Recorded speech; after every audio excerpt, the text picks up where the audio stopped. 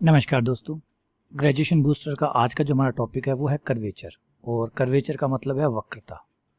काफ़ी छोटा सा टॉपिक है, ज़्यादा लंबा चौड़ा नहीं है। हाँ, कई चीज़ें हैं इसके अंदर, तो अच्छे से समझना पड़ेगा कि वक्रता होती क्या है। टॉपिक देखिए, पहले तो 2018 की जो भर्ती थी उसमें ये टॉपिक शायद सिलेबस में था ही नहीं। अब ये छोटा सा टॉपिक जो है, जो भी नया सिलेबस आया था उसमें उसको ऐड किया गया था वक्रता को। तो वक्रता में हमें जो जो पढ़ना है उसके बारे में थोड़ा सा मैं आपको समझा देता हूँ। सबसे पहले तो आपको यही पढ़ना है कि वक्रता क्या होती है, ठीक है। फिर वक्रता त्रिज्या क्या होती है, उसे कैसे निकालते हैं, कौन कौन से फॉर्मूले हैं, और उसके बाद में है वक्रता केंद्र। ये तीन ही चीज़ें हैं इसके अंदर जिनके ऊपर क्वेश्चन बनेंगे, क्योंकि इसके अलावा कुछ है ही नहीं। एक तो खुद वक्रता है कि वक्रता क्या होती है, मतलब कर्वेचर क्या होता है। वक्रता त्रिज्या क्या होती है, त्रिज्या है लेकिन वक्रता त्रिज्या, नॉर्मल त्रिज्या नहीं है, तो ये क्या होती है। और वक्रता केंद्र क्या होता है। ये हमें तीन टॉपिक पढ़ने हैं। तो मैं धीरे धीरे आपको वन बाय वन करके एक चीज़ समझाऊंगा। पहले वक्रता समझाऊंगा कि वक्रता खुद क्या होती है। 3 लेक्चर में मैंने ये पूरा जो अभी चलेगा, अब जो आगे वीडियो देखेंगे, वो 3 लेक्चर सीरीज में मैंने कंप्लीट किया है। एक में मैंने आपको वक्रता, इनकी परिभाषा ये समझाई है, एक में फॉर्मूले बताए हैं, और एक में इसको सॉल्व करना, इसके ऊपर जो क्वेश्चन आए हुए हैं उनको सॉल्व किया। तो 3 लेक्चर जो है वो लगभग आधे आधे घंटे के 3 लेक्चर है, जिनको कंबाइंड करके ये बड़ा लेक्चर मैंने बनाया, ताकि आपको 3 लेक्चर ना देखने पड़े, एक ही लेक्चर में सारा हो जाए, ठीक है ना। तो थोड़ा सा लंबा चलेगा। अच्छा, पेपर में इसके आने की संभावना क्या है। पेपर में ज़्यादा से ज़्यादा एक सिंगल क्वेश्चन हमें यहाँ से मिलने वाला है, सिर्फ सिंगल क्वेश्चन। और अगर हम आसपास के एग्जाम्स को टंटोले देखें तो वहाँ कहीं भी इसके क्वेश्चन जो है वो लगभग नए के बराबर है। बहुत कम क्वेश्चन आपको मिलते हैं, खासकर फर्स्ट ग्रेड में मिल जाते हैं, लेकिन ज़्यादातर आपको सेकंड ग्रेड के जितने भी एग्जाम है वहाँ नहीं मिलते। इस बार हमारे यहाँ ऐड किया गया तो ऑब्वियसली बात है, चांसेस बनता है कि भाई जब ऐड किया गया टॉपिक तो क्वेश्चन भी पूछ लेगा। टॉपिक इतना बुरा नहीं है, बहुत अच्छा टॉपिक है। जब आप बीएससी में होते हैं तो वक्रता का एक अच्छा बड़ा क्वेश्चन आता है पेपर में, तो वक्रता इंपॉर्टेंट मानी जाती है। फिजिक्स वाले जो बच्चे हैं जो फिजिक्स करते हैं तो वक्रता बार बार पढ़ते हैं, वक्रता वक्रता वक्रता, तो वक्रता बिना तो चलता ही नहीं है। तो बहुत इंपॉर्टेंट टॉपिक है और सिलेबस में ऐड किया गया है, तो इसकी इंपॉर्टेंस को बनाए रखने के लिए शायद एक क्वेश्चन की पूरे चांसेस यहाँ पे बनते हैं कि ये क्वेश्चन जो है वो बन जाएगा। सिंपल टॉपिक है, परेशान नहीं करेगा आपको। फॉर्मूले हैं, सीधा सीधा खेल फॉर्मूला है। पहले तो आपको समझना है, सबसे पहला काम तो है, क्योंकि बिना समझे अगर आप फॉर्मूलों को याद करने की कोशिश करेंगे तो नहीं होंगे। पहले तो आप समझिए कि वक्रता खुद क्या है, किसका नाम है वक्रता, और फिर वक्रता के जो फॉर्मूले हैं उनको देखिए, फिर फॉर्मूले के ऊपर रिलेटेड जो क्वेश्चंस हैं उनको ट्राई करिए, पुराने क्वेश्चंस को देखिए, तब आपका ये टॉपिक एकदम क्लियर हो जाएगा। क्योंकि इतना कॉम्प्लिकेटेड है ही नहीं, ऐसा नहीं कि कोई बहुत कुछ इसके अंदर है जो टफ है, समझाने में दिक्कत होगी, ऐसा कुछ नहीं है। बड़े ही प्रेम से मैंने समझाया है, प्रेम से ही आपको समझ में आएगा और मज़ा भी आएगा। तो लेक्चर सीरीज को देखिए, एंजॉय करिए, ठीक है। तो रिपीट कर देता हूँ, 3 लेक्चर सीरीज को कंबाइंड करके ये लेक्चर बनाया गया, जिसमें आपको पूरी डिटेल मिल जाएगी। लगभग 1.5 से 2 घंटे का टोटल होगा ये, लेकिन 1.5 से 2 घंटे में आपको सारी डिटेल इस टॉपिक से, इस डिटेल वीडियो को खत्म करने के बाद में कर्वेचर से लेकर आपको कोई डाउट नहीं रहेगा, ये बात श्योर है, ठीक है। चलिए लेक्चर स्टार्ट करते हैं। धन्यवाद यहाँ तक के लिए। नमस्कार दोस्तों, आज का जो हमारा टॉपिक है वो बहुत ज़बरदस्त टॉपिक है, जिसका नाम है वक्रता कर्वेचर। देखिए, कर्वेचर के बारे में मैं आपसे क्या कहूँ कि कहाँ से शुरू होता है और कहाँ तक जाता है, इसके बारे में बता पाना मुश्किल है। एक्चुअली ये शुरू होता है एक क्लास के एक आइडिया से। जब आप मान लीजिए अपनी गाड़ी में जा रहे हैं, अचानक मोड़ आता है ना, तो ये घुमावदार मोड़, जब आप अपनी गाड़ी को टर्न करते हुए उसमें जो रोड जिस तरीके से मुड़ रही है उसके तरीके से मुड़ते हुए आप दूसरे साइड में जाते हैं, एक जो मोड़ आता है ना, आपने देखा होगा, जैसे घुमाव आता है, सड़कों पे घुमाव रहता है। ये जो घुमाव होता है, घुमाव शब्द जिस मैंने भी इस्तेमाल किया, जो घुमाव होता है, ये जो मोड़ होता है, इस मोड़ को वक्रता कहते हैं, इस घुमाव को वक्रता कहते हैं। और अब आप कहेंगे कि ऐसी कोई जगह ही नहीं है जहाँ घुमाव ना हो, ऑब्वियसली बात है। अच्छा, घुमाव सिर्फ सड़कों में ही होता है? नहीं, एक तार ले लीजिए, एक तार ले लीजिए, उसको ध्यान से देखिए, उसमें भी कुछ ना कुछ घुमाव मिल जाएगा आपको। हाँ, स्ट्रेट हुआ तो घुमाव जीरो, स्ट्रेट हुआ तो घुमाव जीरो, वरना कुछ तो घुमाव उसमें आपको, देखिए, या तो घुमाव होगा या नहीं होगा तो भी जीरो होगा, वरना कुछ होगा जो दिख जाएगा। ऐसे ही अगर आप अपने आप आजकल एलईडी देखते हैं, हम कहते हैं कर्व्ड एलईडी। कर्व्ड एलईडी का मतलब क्या है, उसमें कर्व है मतलब घुमाव है, घुमाव है मतलब मोड़ है ना, और मोड़ है मतलब वक्रता है। तो ये जो घुमाव है जो हर चीज़ों में पाया जाता है, हर चीज़ों में। पेन को देखिए, पेन में भी घुमाव है, ये जो गोल है इसका घुमाव है, ठीक है, मोड़ है। तो इसको नापने का जो तरीका है उसके बारे में हम अध्ययन करने वाले हैं कि कैसे इसको नापा जाएगा। पहले आइडिया आपको समझ में आया, घुमाव मतलब किस तरीके से आपका घूम रहा है। जैसे एक एग्जांपल ले लीजिए, हम पृथ्वी के ऊपर खड़े हैं, ठीक है, हम देखते हैं तो हमें ऐसे लगता है कि पृथ्वी जो है वो फ्लैट है, है ना। ऐसा लगता है कि पृथ्वी जो है वो फ्लैट है, मतलब एक सीधी लाइन में है। लेकिन क्या ऐसा है? अगर आप चांद पर खड़े हो और उससे दूरबीन से अगर आप देखें तो आपको कैसा नजर आएगा? तो आप कहेंगे सर घुमावदार। तो ये जो घुमाव है, इतना बड़ा घुमाव जो है, ये हमें नज़र क्यों नहीं आता? तो आप कहेंगे सर बस यही तो बात है, घुमाव इतना ज़्यादा बड़ा है कि जो कर्वेचर है उसका मान जो है, जो घुमाव है, जो मोड़ है, उसका मान इतना कम होता है कि आदमी महसूस ही नहीं कर पाता, उसे पता ही नहीं चलता, उसे महसूस ही नहीं चलता। एक फॉर एग्जांपल, कोई चीज़ अगर 98 के कोण पर है और कोई चीज़ 98.1 के कोण पर है, तो क्या हमारी आंखें डिफरेंस कर पाएगी? तो जवाब आप कहेंगे सर बिल्कुल नहीं कर पाएगी, क्योंकि हमारी आंखें इस तरीके से बनी नहीं कि इतनी बारीक से बारीक चीज़ों का अंतर देख पाए, है ना। आप टीवी देखते हैं तो टीवी में जो स्क्रीन आती है, जो वीडियो आता है, क्या वो वीडियो है?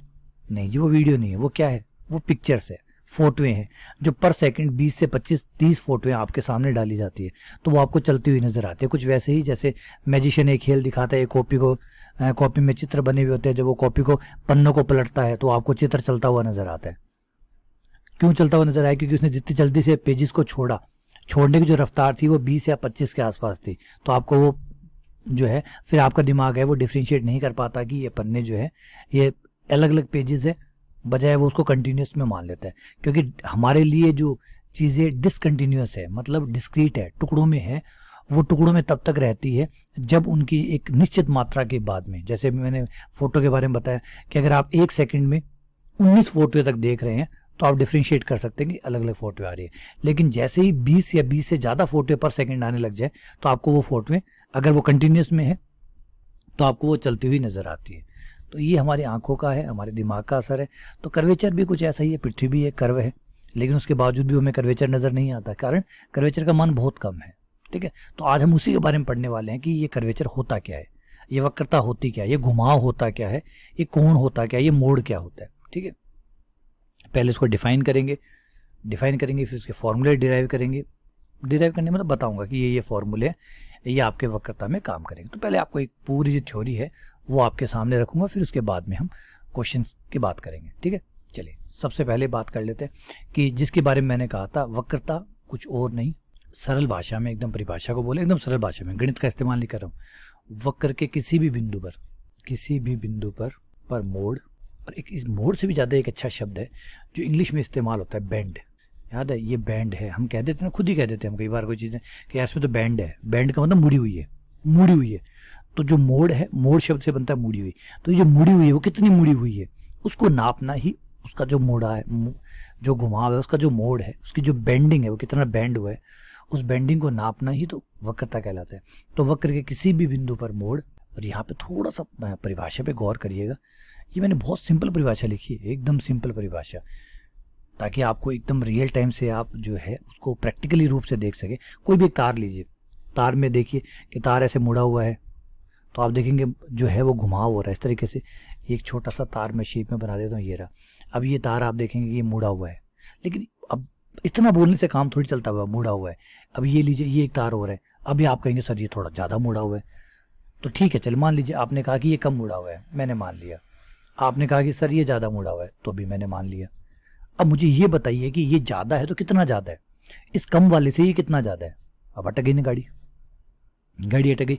तो कम ज़्यादा शब्द जो है वो कम असरदार है। क्यों असरदार है? कम, क्योंकि अगर बोलने से चल जाएगा, बोलने में ठीक है, वो कह रहे देखिए सर ये कम है, मैंने मान लिया।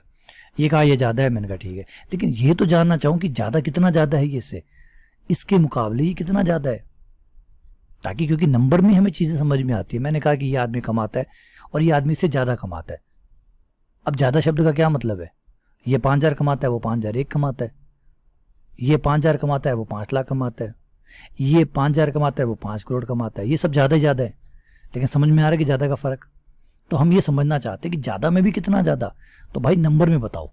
नंबर में बताने का तरीका ही वक्रता कहलाता है। तो वक्रता गणित में जुड़ गई, और गणित बिना नंबरों के कोई काम नहीं करता। तो हम यहाँ पे एक नंबर में वक्रता को एक नंबर में डालेंगे। हर वक्र की जो वक्रता है उसको नंबर में कन्वर्ट करेंगे, और नंबर में कन्वर्ट करेंगे तो हम आराम से समझ पाएंगे कि कौन कितना है। आइडिया समझ में आया वक्रता का क्या है?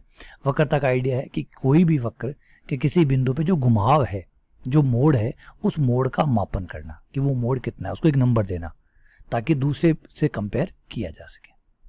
आगे बात सुनने, चलिए स्टार्ट करते हैं आगे। चलिए अब गणितीय रूप देने के लिए तैयार हो जाइए और आनंद लीजिए अब गणितीय रूप से। बात समझ में आ गया? देखिए एकदम नॉर्मल डे बाय डे में काम आने वाली चीज़ है। हर बार हम काम में लेते हैं कि भाई इसमें बैंड है, इसमें बैंड है, सीधी नहीं होती तो खुद ही बोल देते हैं चीज़ों में बैंड है। लेकिन ये जो बैंड है इसका क्या मतलब है, उसको कैसे नापा जाता है? जैसे दूरी को आप मीटर में नापते हैं, ठीक है ना।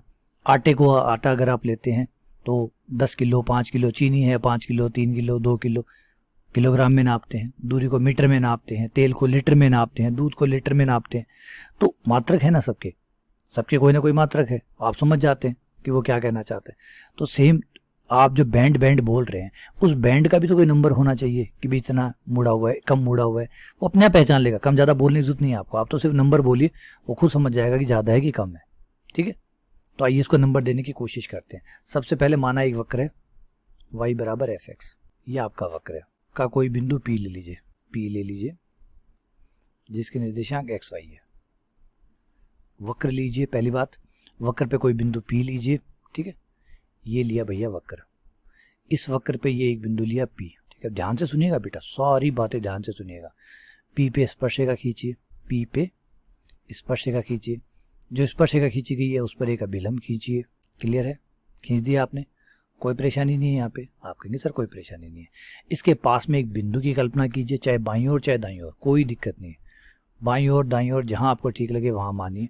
ये आपने एक बिंदु बाईं ओर मान लिया जिसका नाम है Q, और हल्का सा परिवर्तन होगा। x का निर्देशांक थोड़ा सा ज़्यादा होगा, y का निर्देशांक थोड़ा सा ज़्यादा होगा, मतलब थोड़ा सा y में परिवर्तन होगा, थोड़ा सा x में परिवर्तन होगा। ठीक है, अब आपको यही सेम प्रक्रिया Q पे भी करनी है। सेम प्रक्रिया आपको Q पे भी करनी है। Q पे एक स्पर्शरेखा खींचनी है, Q पे एक अभिलंब खींचना है। खींच दिया, इन दोनों रेखाओं के अभिलंब एक दूसरे को काटेंगे।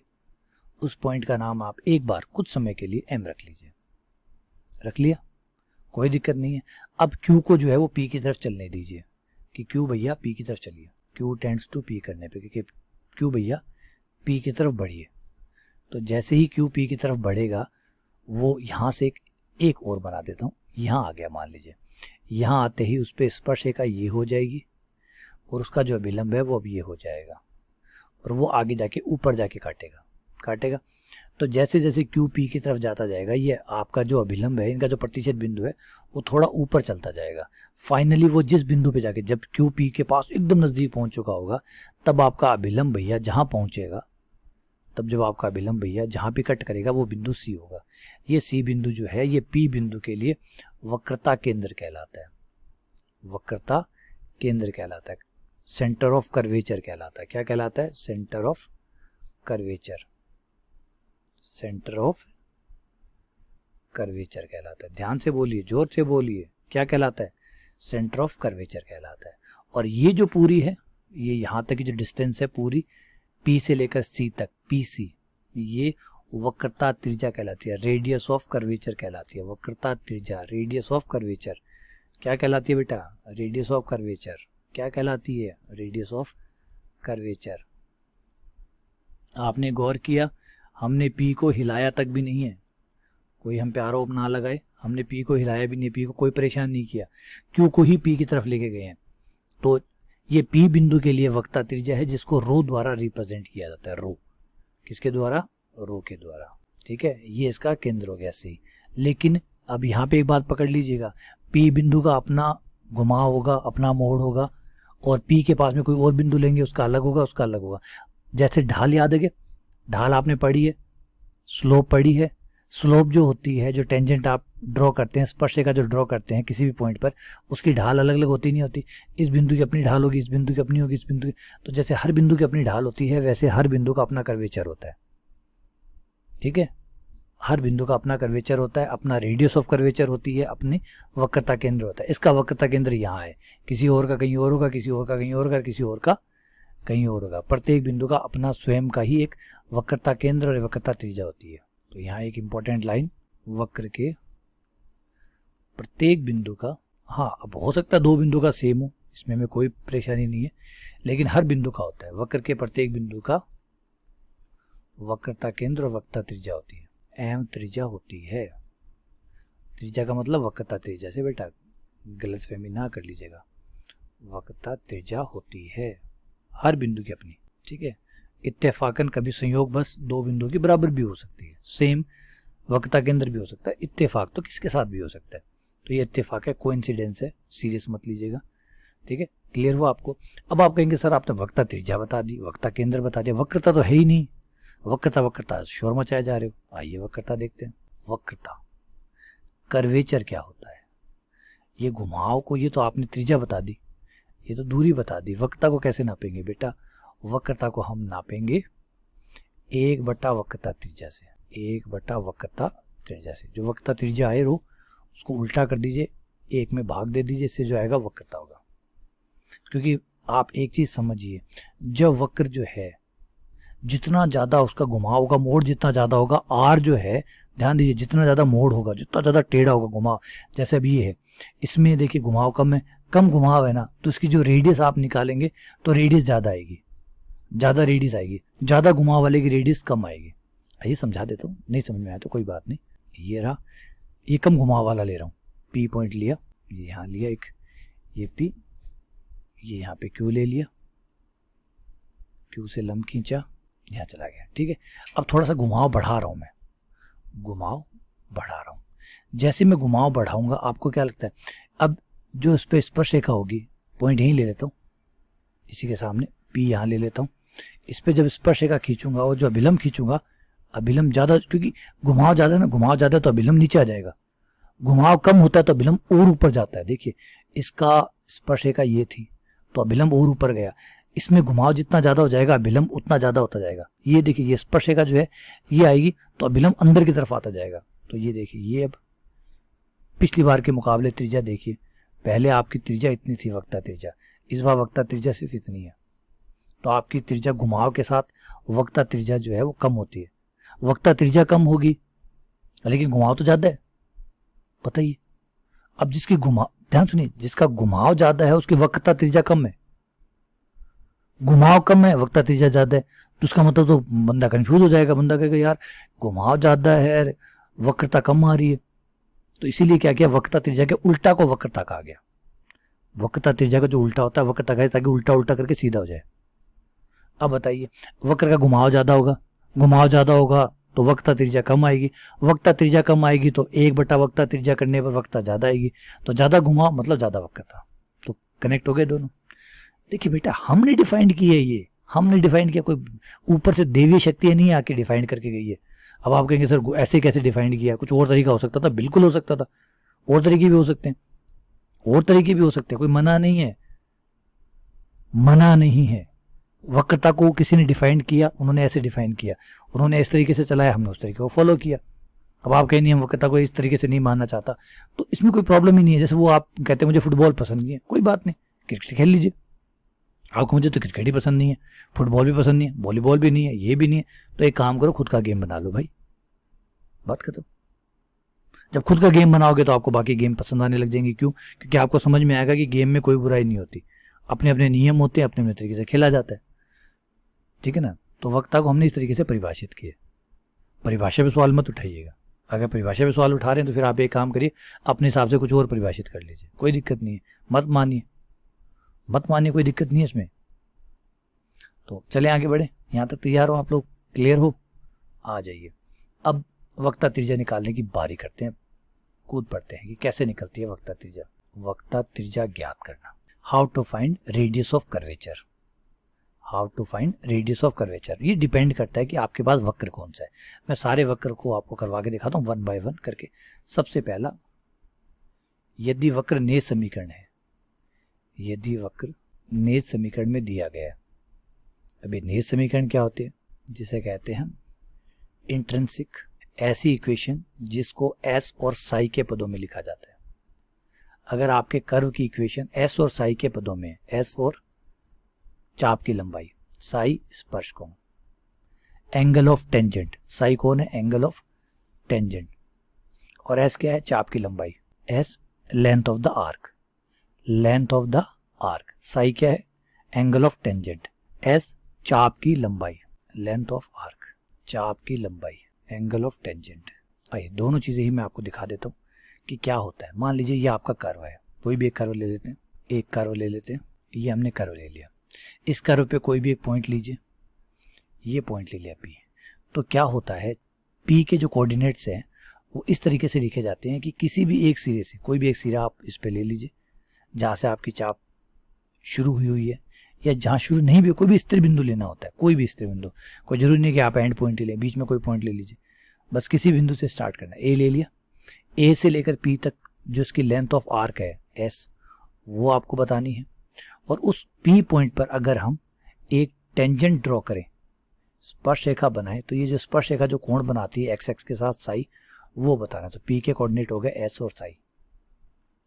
अब आप कहेंगे सर हमने तो एक्स वाई पढ़े हैं। बिल्कुल पढ़े हैं बेटा, एक्स वाई भी होते हैं, एक्स वाई भी होते हैं। किसी बिंदु को रिप्रेजेंट करने के लिए आपके पास कई तरीके होते हैं, जिसमें कार्तीय भी है। लेकिन ये मत पकड़ के बैठ जाइए कि दुनिया में सिर्फ कार्तीय ही है, सिर्फ पार्ले जी ये बिस्कुट बनाता है ना। अब अगर ऐसा करते तो फिर गलत है। फिर अगर आप ये माने कि बस बिस्कुट मतलब पार्ले जी, ना भैया, ब्रिटानिया भी बनाता है, और भी कंपनी है जो बिस्किट्स बनाती है। क्लियर है? तो हो गया। ऐसे ही इसका आर और थीटा में भी दे सकते हैं, ये कोई नहीं है कि यही एक है, आर और थीटा में भी है।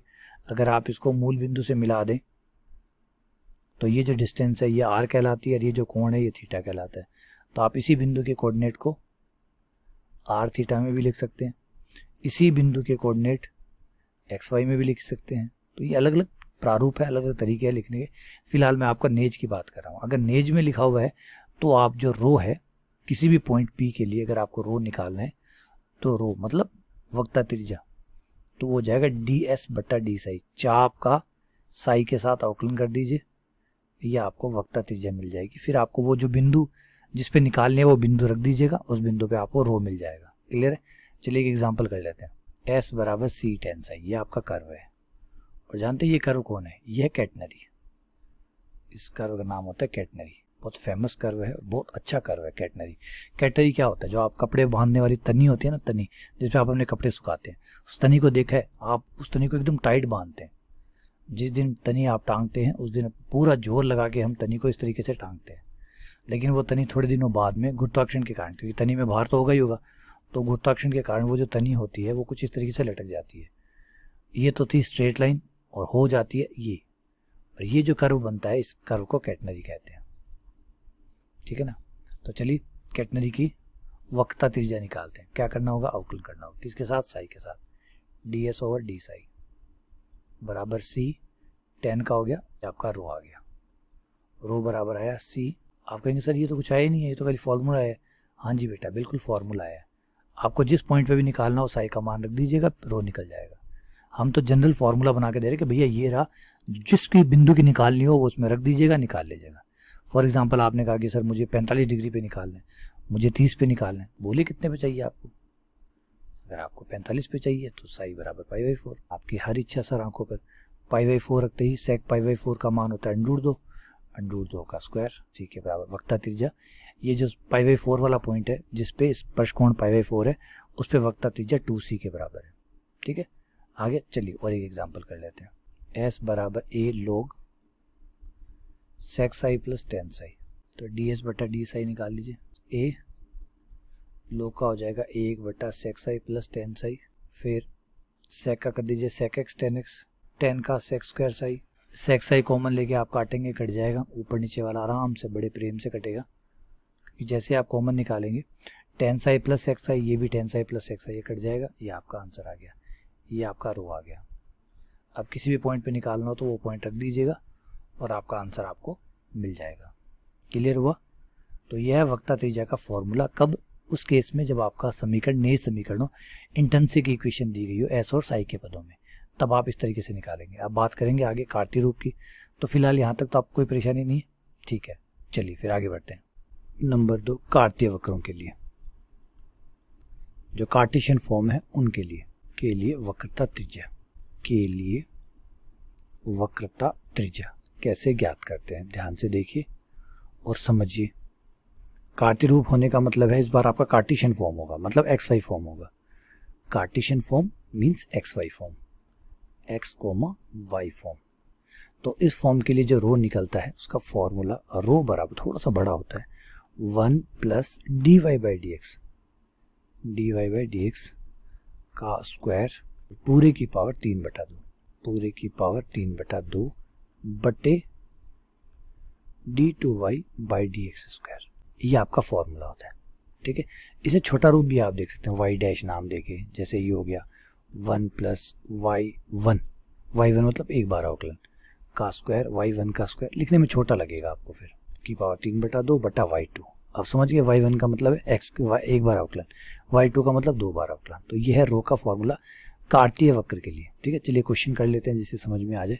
एक्स वाई बराबर सी स्क्वायर का y के मान निकाल लीजिए, y बराबर सी स्क्वायर बटा एक्स, 2 बार अवकलन करना है, एक बार dy बाई डी एक्स चाहिए होगा, dy बाई डी एक्स आ जाएगा माइनस सी स्क्वायर 1/x का माइनस 1/x स्क्वायर, पुनः अवकलन d2y by d x square, ये आ जाएगा आपका माइनस माइनस प्लस हो जाएगा, 2 ऊपर आ जाएगा 2c स्क्वायर बटा एक्स क्यूब। ये आपका y1 भी आ गया और y2 भी आ गया। सारे मान अपने फॉर्मूले में ले जाके रख दीजिए। रो बराबर 1 प्लस आपका dy बाई डी एक्स का मान जो कि है माइनस सी स्क्वायर बटा एक्स स्क्वायर, और उसका भी स्क्वायर करना है, तो हो जाएगा c की पावर 4 बटे x की पावर 4 और इस पूरे की पावर 3/2 और की पावर नीचे आ जाएगा d2y बटा D x square 2c square बटा एक्स की क्यूब, ठीक है। आप लघुत्तम लघुत्तम लेना चाहें तो ले लीजिए, x की पावर 4 आ जाएगा, x की पावर 2 कट के x की पावर 6 आ जाएगा, x की पावर 4 प्लस c की पावर 4 इसकी पावर 3/2 बटे x की पावर 2 कट गई, 4 से 2 कट गया, 2 बचा तो 3 6 हो गया, तो x की पावर 6 ही आ गया, पलट के x की पावर 3 ऊपर बटे 2c स्क्वायर, इसमें से काट लीजिए तो ये हो जाएगा x की पावर 4 प्लस c की पावर 4, ये आ गया 2c स्क्वायर एक्स क्यूब। अब एक बात याद रखिएगा कि आपका आंसर आ चुका है। ये जो वक्रता त्रिज्या ये प्रत्येक बिंदु की आई है, प्रत्येक बिंदु की। आपको एक बिंदु स्पेसिफाई करना होगा कि कौन से बिंदु पे निकालना चाहते हैं। जैसे 0 पे निकालना चाहते हैं, आपको पॉइंट बताना पड़ेगा कि वक्रता त्रिज्या आपको कौन से पॉइंट पे निकालना है। ये तो कॉमन वक्रता त्रिज्या ही है, ठीक है ना। जैसे मान लीजिए आपने कहा कि मुझे 0 पे निकालना है, तो आप x का मान 0 रखिए, x का मान आप 0 रखिए, x का मान 0 रखते ये 0 हो जाएगा, सॉरी 0 रखते ये अनंत आ जाएगा, 0 रखते ये अनंत आ जाएगा, सॉरी माफ करते हैं। x बराबर c पे निकाल लेते हैं, ठीक है। x बराबर c पॉइंट पे जब c रखेंगे तो c की पावर 4, c की पावर 4 ये हो गया 2c की पावर 4 की पावर 3/2 बटे 2c स्क्वायर c की क्यूब। तो ये आपका 2 की पावर 3/2 यानी 2√2, ये कट गया 2, ये c की पावर 6 आ गया बटे 2c की पावर 5, ये काट दीजिए, 2 से 2 कट जाएगा, √2 आ जाएगा, √2c। ये वक्रता त्रिज्या आ गई कौन से पॉइंट पर, x बराबर c पर। चलिए आगे बढ़ते हैं, तीसरे पे आते हैं। यदि वक्र जो है वो प्राचालिक रूप में हो तो क्या हो, पैरामेट्रिक फॉर्म में हो तो क्या हो। प्राचालिक रूप का मतलब समझते हैं आप, पैरामेट्रिक फॉर्म, ये तो इंग्लिश में हुआ, मतलब क्या होता है पैरामेट्रिक का। और कभी बैठ के इनके बारे में एक बार सोचिए ज़रूर। आप पढ़ते हैं ठीक है, अच्छा लगता है, आप चीज़ों को याद करते हैं, ये भी ठीक लगता है, लेकिन कभी एक अपने आप से एक बार सिंगल क्वेश्चन के साथ शुरुआत करें। जब भी पढ़ने बैठे तो एक क्वेश्चन सिंगल शुरुआत करें कि भाई प्राचलिक समीकरण क्यों, एक्स वाई है ना, एक्स वाई को टी के रूप में लिखने की क्या जरूरत है। समझ रहे, प्राचलिक समीकरण में क्या होता है, आप एक्स और वाई को किसी तीसरे के रूप में लिखते हैं। सपोज कीजिए वो टी है, या सपोज कीजिए वो थीटा है, या सपोज कीजिए वो कोई और है, इससे क्या फर्क पड़ता है, एक तीसरा और है। तो दो लोगों के बीच में तीसरे को क्यों अनुमति दी जा रही है। नॉर्मली नहीं देते हम अनुमति, दो के बीच में तीसरे को नहीं आने देते कि दो जने बात करें तीसरा नहीं आना चाहिए, तो यहाँ तो हम तीसरे को अलाउ कर रहे हैं कि तीसरा भाई साहब आप आइए। ऐसा क्यों, क्या खासियत है कि प्राचालिक समीकरण में हम तीसरे को अलाउड करते हैं। अब ऑब्वियसली बात अगर अलाउड किया है तो ज़रूर कोई फ़ायदा होगा। जैसे दो आदमी लड़ रहे हो तो तीसरा आदमी बीच में आ जाता है तो वो छुटा देता है। कई बार फ़ायदा भी होता है, कई बार नुकसान भी होता है कि भाई दो जनों की लड़ाई है, इन्हीं को लड़ने दीजिए, अपने आप शांत हो जाएंगे, तीसरे ने आके ज़्यादा लड़ाई को और बढ़ा दी है। तो कई बार ये फ़ायदेमंद है, कई बार ये नुकसानदायक है। तो आपको सोचना चाहिए कि प्राचालिक समीकरण क्यों, ठीक है ना। एक बार विचार जरूर करिएगा, और नहीं आंसर मिले तो मुझसे पूछिएगा। चलिए आगे बढ़ते हैं वापस से। तो इसका अगर आपको निकालना हो, रो निकालना हो, तो रो बराबर एक्स डैश का स्क्वायर, डैश का मतलब है टी के साथ जो भी प्राचल है उसके साथ अवकलन, की power 3/2 x dash y double dash x double dash y dash. Double dash का मतलब दो बार, ये टी के साथ ही है, सारे अवकलन टी के साथ है। चलिए एक क्वेश्चन करा देता हूँ आपको, एग्जाम्पल करा देता हूँ ताकि सारी बात क्लियर हो जाए। एक्स बराबर ए, एस्ट्रॉइड का समीकरण ले रहा हूँ मैं, एक्स बराबर ए कॉस क्यूब थीटा y बराबर a साइन क्यूब थीटा, ये समीकरण होता है एस्ट्रॉइड का। तो एस्ट्रॉइड जो होता है उसके लिए मैं आपके लिए रो निकालने की कोशिश करूँगा कि कैसे निकलेगा। आइए पहले हमको एक एक बार आउटलाइन करना है x का t के साथ, और फिर x का डबल भी करना है, x डैश निकालना है, ये x डैश निकाल रहे हैं। तो 3 आपका आगे आ जाएगा, 3a cos स्क्वायर थीटा, थोड़ा सा आउटलाइन तो बड़ा होगा, ये बात तो सही है। 3a cos square theta cos theta का हो गया माइनस साइन थीटा। फिर x डबल डैश निकाल लेते हैं, D square x upon D T square, गुणा का नियम लगेगा, 3a इस बार आपका बाहर, माइनस भी बाहर निकाल लिया, साइन थीटा का cos थीटा हो गया, cos क्यूब थीटा हो गया, सीधा ही कर रहा हूँ। फिर आपका साइन थीटा बाहर रहेगा, cos स्क्वायर का 2 cos थीटा और cos थीटा का minus sine theta, minus 3a cos cube theta minus 2 sine square theta into cos theta, ये आपका x डबल डैश आ गया। अब ऐसे ही आप y डैश और y डबल डैश निकाल लीजिए, लंबा तो जाएगा। 3a sign square theta, 3 power आगे 1 पावर कम, साइन थीटा का cos थीटा, फिर y डबल डैश 3a और cos थीटा का माइनस साइन थीटा, तो ये माइनस साइन क्यूब थीटा हो गया, प्लस cos थीटा को छोड़ दीजिए, 2 sine theta cos theta, 2 sine theta cos theta, cos into cos square theta. अब ये सारे मान हमें रखने, लेकिन यहाँ रुक जाते हैं, पर रखेंगे तो वो बड़ा सा ही खुल जाएगा। आप कोई पॉइंट पे निकाल लीजिए, ज़्यादा आसान रहे, किसी पॉइंट की बात कर लीजिए, सपोज कीजिए थीटा बराबर π/2 पे, है ना, कोई पॉइंट बता दीजिए ताकि आसान हो जाए। मान लीजिए π/2 पे निकालते हैं, तो x डैश π/2 रखते ही cos π/2 का मान 0 है ना, x डैश का मान 0, x डबल डैश का मान, x डबल डैश का मान ये भी 0, ये भी 0, क्योंकि cos 90 का मान 0 होता है, तो ये 0 हो गया, तो x डबल डैश भी 0 हो गया। y डैश, क्या भैया तुम भी 0 हो गए, y डैश भी 0, भाई कमाल है यार, ऐसा क्या कर रहे हो। y डैश भी 0 और y डबल डैश ने जान बचा ली यार, बताइए, y डबल डैश बच गया, बाल बाल बचा, ये 0 हो गया, साइन 90 का मान 1 माइनस का 3 है, ठीक है, रो निकाल लेते हैं। x डैश का मान 0, 0 का स्क्वायर, y डैश का मान 0, 0 का स्क्वायर की पावर 3/2 बटे, पहले था हमारा x dash y double dash, x dash 0 y double dash minus 3 है, फिर आता है हमारा y dash x double dash, भाई ये तो 0/0 आ गया, अनिर्धारित रूप आ गया, इसका मतलब ये पॉइंट वैलिड नहीं है, किसी और पॉइंट पर चेक करना होगा। तो और पॉइंट पर चेक करने की जरूरत नहीं है, आपको आइडिया समझ में आ गया होगा कि क्या करना है। तो बस वही अवकलन वकलन करके जो ढेर सारे मान आ जाए वो यहाँ रख दीजिए और इससे आपका रो निकल जाएगा। तो ये काफ़ी बड़े क्वेश्चन है, क्योंकि ये जो प्राचलिक रूप होता है ना, पैरामेट्रिक फॉर्म होता है, क्योंकि इसमें काफ़ी सारी चीज़ें होती है। देखिए x डैश होता है, y डैश होता है, x डबल डैश होता है, y डबल डैश होता है, तो फिर सारे मान रखते हैं तो वो और बड़ा हो जाता है, ठीक है ना। तो चलिए फिलहाल फॉर्मूला तो है ही, तो ये आपको समझ में आ गया होगा। आगे बढ़ते हैं, चलिए आगे बढ़ते हैं। आगे है हमारा फेमस फार्मूला जिसका नाम है सर आइजैक न्यूटन के द्वारा दिया गया Newton formula for curvature. Newton formula for curvature, Newton sir कौन से हिस्से में नहीं है, ऐसा हो ही नहीं सकता, क्योंकि अगर शुरुआती पार्ट था तो न्यूटन ने कहीं ना कहीं किसी न किसी हिस्से में कोई ना कोई रोल जरूर प्ले किया है। तो न्यूटन फार्मूला फॉर कर्वेचर, और बहुत सिंपल फार्मूला था, बहुत ही सिंपल फार्मूला था, लेकिन स्पेसिफिक फार्मूला था। फार्मूले के साथ कुछ कमियां हैं, ध्यान रखिएगा। कमियां नहीं कहूँगा, अधूरापन कहूँगा।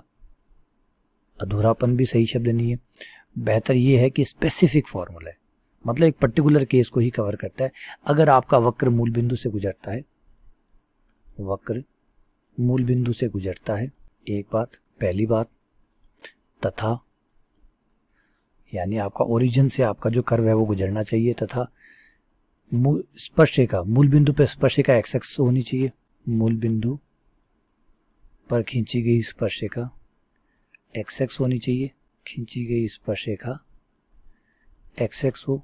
तो अब उसके बाद भी तो मूल बिंदु पर वक्रता त्रिज्या, तो वो भी ये नहीं कि हर किसी बिंदु पर वक्रता त्रिज्या, मूल बिंदु पर वक्रता त्रिज्या। बताइए कितना बांध के रखा भाई, इतना कौन बांधता है, समझ गए बात।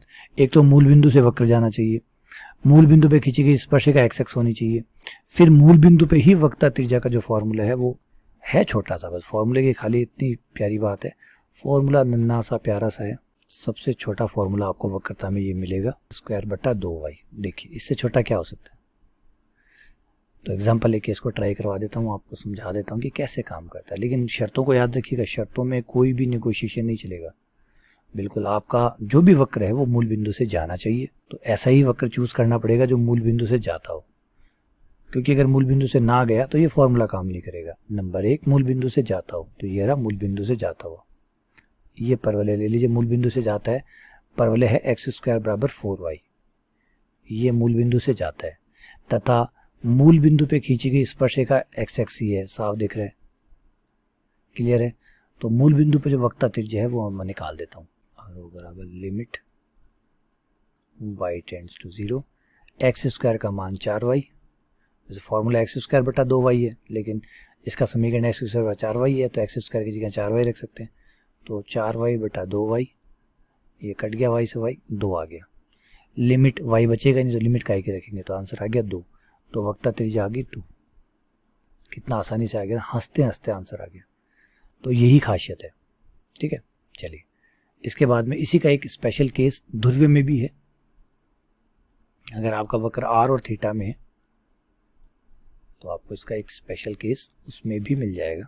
रो limit theta tends to 0 r upon 2 theta, ये वाला फॉर्मूला स्पेशल केस है किसका, ध्रुव रूप का। अगर आपका वही शर्तें वही मूल बिंदु से जाना चाहिए, ध्रुव से जाता हो, ठीक है, खींची गई स्पर्शिका एक्स एक्स के समानांतर हो, एक्स एक्स का मतलब यहाँ प्रारंभिक रेखा जो क्षैतिज रेखा है उसके समानांतर हो, सारी शर्तें सेम है, बस कंडीशन में हल्का सा बदलाव किया गया। एक एग्जांपल करवा देता हूँ, r बराबर a sin 2 थीटा ले लीजिए। ये कर्व हमारी सारी बातें पूरी करते हैं। ये कर्व जो होता है ये भैया इसकी 4 पत्तियां बनती है इस तरीके से, पत्ती नंबर 1, सारी पत्तियां बराबर बराबर, इसे कहते हैं 4 पत्तियों वाला गुलाब। ये सारी शर्तें पूरी करता है, मूल बिंदु से गुजरता है, खींची गई स्पर्शिका मूल बिंदु से जाती है और एक्स एक्स ही है, ठीक है ना। तो ये फॉर्मूला यहाँ काम कर जाएगा। इसका रो निकाल देता हूँ मैं आपको फटाफट बिना लेट किए हुए। Limit theta tends to 0, r की जगह रख दीजिए a sin 2 थीटा बटा 2 थीटा। हमने लिमिट का एक फॉर्मूला पढ़ा हुआ है कि साइन में जितना कोण हो उतने ही कोण का भाग लगे, और वो कोण टेंड्स टू 0 तो उसका मान 1 हो जाता है, तो इसका मान हो गया 1। अब आप कहेंगे सर ये तो 2 थीटा है, तो बेटा 2 थीटा तो भाग भी तो 2 थीटा का लग रहा है, और थीटा टेंड्स टू 0 है, और जब टेंड्स टू 0 है तो 2 थीटा भी टेंड्स टू 0 होगा, ठीक है ना। तो इस वजह से ये 1 हो गया, तो रो बराबर आपका आ गया 1। क्लियर है। तो चलिए फाइनली सारे फॉर्मूले हमने पढ़ लिए, सारे फॉर्मूले के एग्जांपल कर लिए।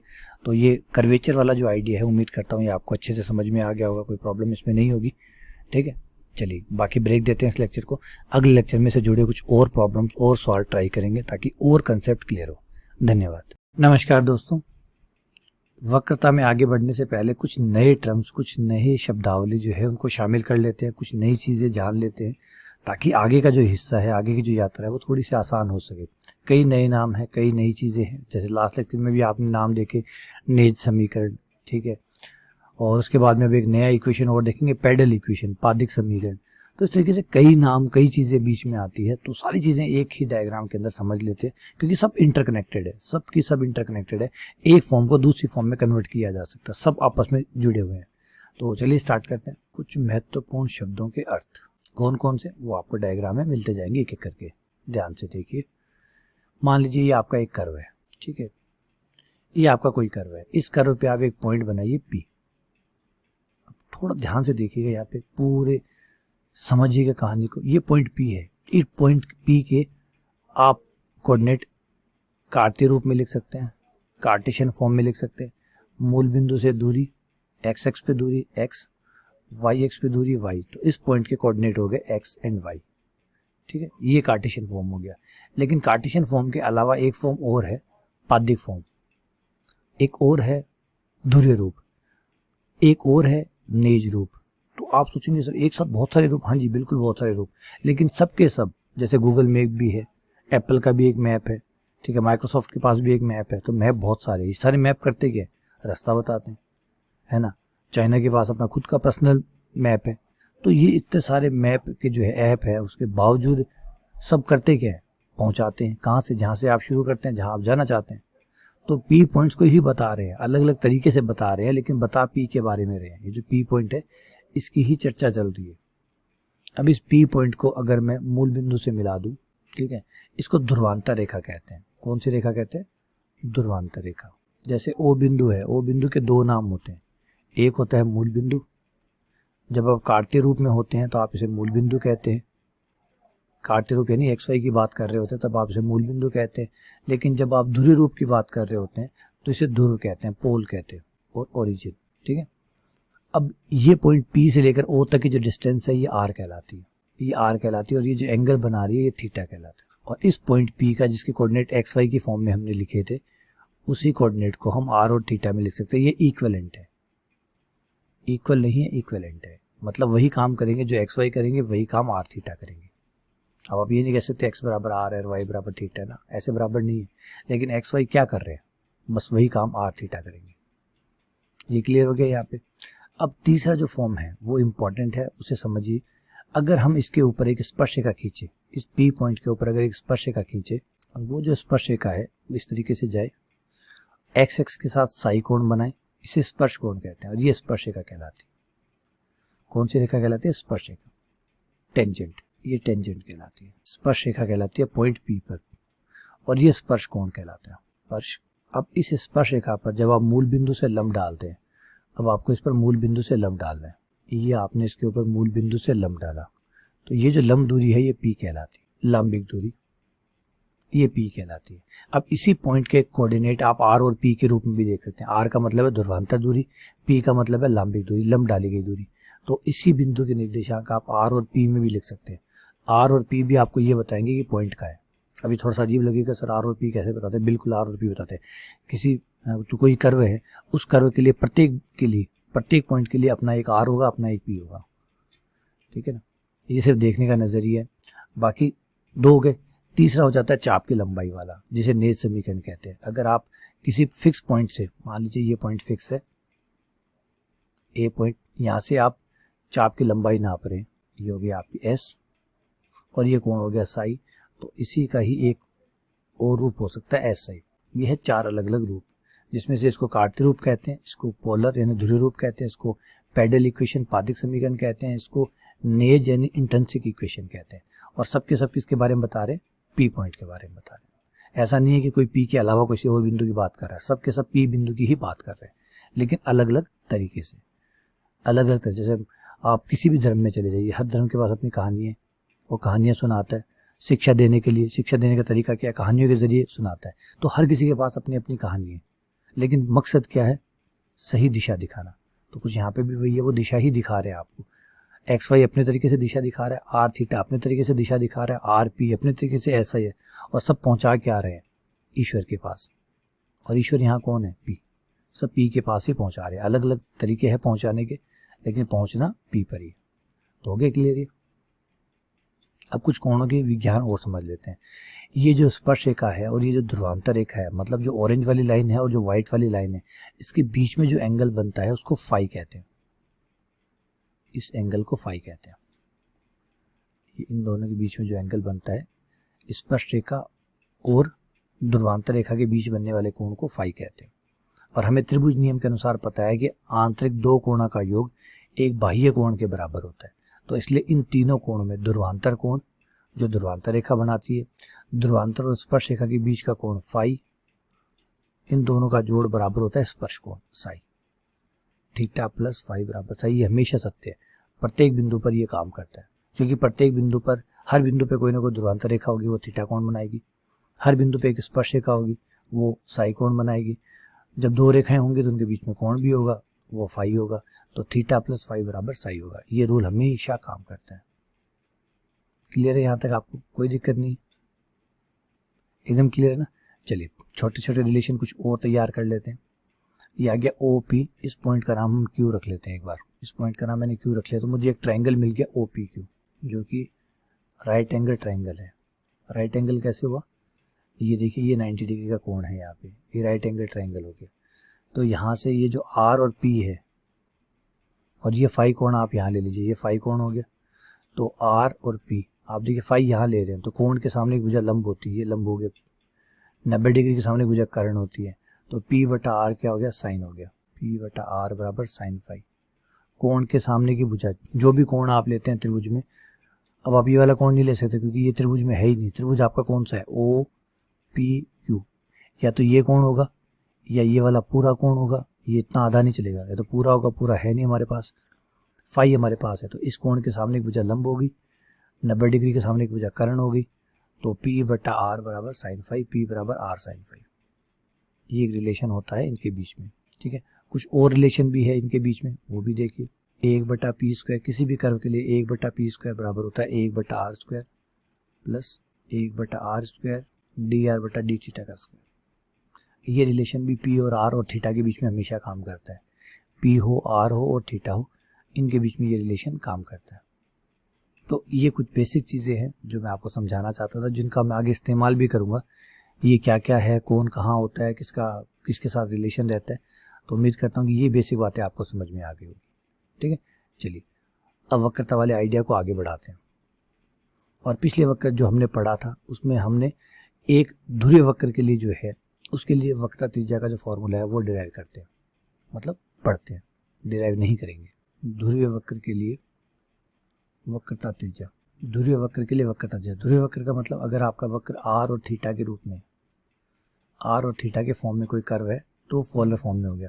और जब पोलर फॉर्म में होता है तो हम उसकी वक्रता त्रिज्या कैसे निकालते हैं, उसका फॉर्मूला रो बराबर r² प्लस dr/d थीटा का स्क्वायर, इसकी power 3/2 r² plus dr/d theta का स्क्वायर। तो ये आपका रो का फॉर्मूला है। काफ़ी बड़ा फॉर्मूला है, अच्छा खासा लंबा चौड़ा फॉर्मूला है, काफ़ी सारे मान आपको चाहिए होंगे इसको यूज़ करने के लिए। तो चलिए क्वेश्चन कर लेते हैं ताकि थोड़ा सा आइडिया जो है वो क्लियर हो जाए, है ना। एक एग्जांपल कर लेते हैं। एग्जांपल है कि जो कार्डियोइड होता है, कार्डियोइड की बात कर रहा हूँ मैं, जो कार्डियोइड होता है, कार्डियोइड का समीकरण होता है r बराबर a 1 plus cos theta, r बराबर a 1 प्लस कॉस थीटा। तो जो कार्डियोइड होता है उसकी एक खास बात ये होती है कि वक्रता त्रिज्या का स्क्वायर जो होता है वो r के समानुपाती होता है। जो कार्डियोइड की दूरी होती है r, ध्रुवांतर दूरी r, हर बिंदु पे जो r है, हर बिंदु पे जो r है, r जितने, अगर r का मान ज़्यादा है, ध्रुवांतर दूरी का मान ज़्यादा है, तो वक्रता त्रिज्या भी ज़्यादा होगी। सीधा का सीधा रिलेशन ये हो गया। तो ये रिलेशन काम करता है। क्वेश्चन बन सकता है इस पर छोटा सा कि भाई कार्डियोइड के लिए वक्रता त्रिज्या का वर्ग r के समानुपाती है, r² के समानुपाती है, r³ के समानुपाती है, इस तरीके से बन सकता है। तो चलिए मान रखते हैं, हमें क्या क्या चाहिए, हमें r का थीटा के साथ एक बार अवकलन चाहिए, 2 बार अवकलन चाहिए, ठीक है ना। तो r का थीटा के साथ एक बार अवकलन, 2 बार अवकलन, a बाहर 0 cos थीटा का माइनस साइन थीटा, तो ये आपके पास आ गया माइनस a साइन थीटा। एक पूर्ण अवकलन और कर लीजिए, इसका कोई ज़्यादा दिक्कत आएगी नहीं आपको, a cos थीटा हो गया। अब ये मान जहाँ जहाँ चाहिए वहाँ रख दीजिए। रो बराबर ऊपर है आपका r² dr/d थीटा का square, a 1 plus cos theta का square, r² plus dr/d theta का स्क्वायर, तो क्या माइनस a साइन थीटा का स्क्वायर, और पूरे के पावर 3/2। नीचे हमारे पास r² आ जाएगा, dr/d theta minus a sine theta, साथ में 2 है, 2 dr/d थीटा माइनस r, फिर r का मान a 1 plus cos theta into d²r/d theta square, ये minus a cos theta minus a cos theta. ये सारे मान आपने यहाँ पे पुट कर दिए। अब थोड़ा सा सॉल्व करते हैं, थोड़ा सा फटाफट सॉल्व करने की कोशिश करते हैं, ज़्यादा दिक्कत ना आए। देखिए ब्रैकेट a² आपका ऊपर से कॉमन आ जाएगा, a² यहाँ भी आ जाएगा, a² यहाँ भी आ जाएगा, a की पावर 1/2 कट जाएगी, a की पावर 3 आपको बाहर मिल जाएगी, ठीक है। ये तो ऊपर का हिसाब हो गया। थोड़ा सा ऊपर ब्रैकेट खुलेगा तो ये आएगा 1 प्लस a, क्योंकि 1 का स्क्वायर जो कि 1 आएगा, plus cos² theta plus 2 cos theta, ये sin² थीटा आएगा, तो sin² cos² मिला के 1 हो जाएगा, और एक और आगे एक और 1 और 1 2 हो जाएगा, तो जाएगा 2 plus 2 cos theta, 2 plus 2 cos theta, और पूरे की पावर 3/2। ऐसे ही नीचे का हिसाब किताब करेंगे आप तो कुछ ऐसा ही आपको यहाँ भी देखने को मिलेगा। देखिए a² यहाँ भी आएगा, a² यहाँ भी आएगा, और a² जो है यहाँ पे भी आएगा, तो a² पूरे क्वेश्चन में से ही कॉमन आएगा, तो a² पूरे में से बाहर निकाल लिया।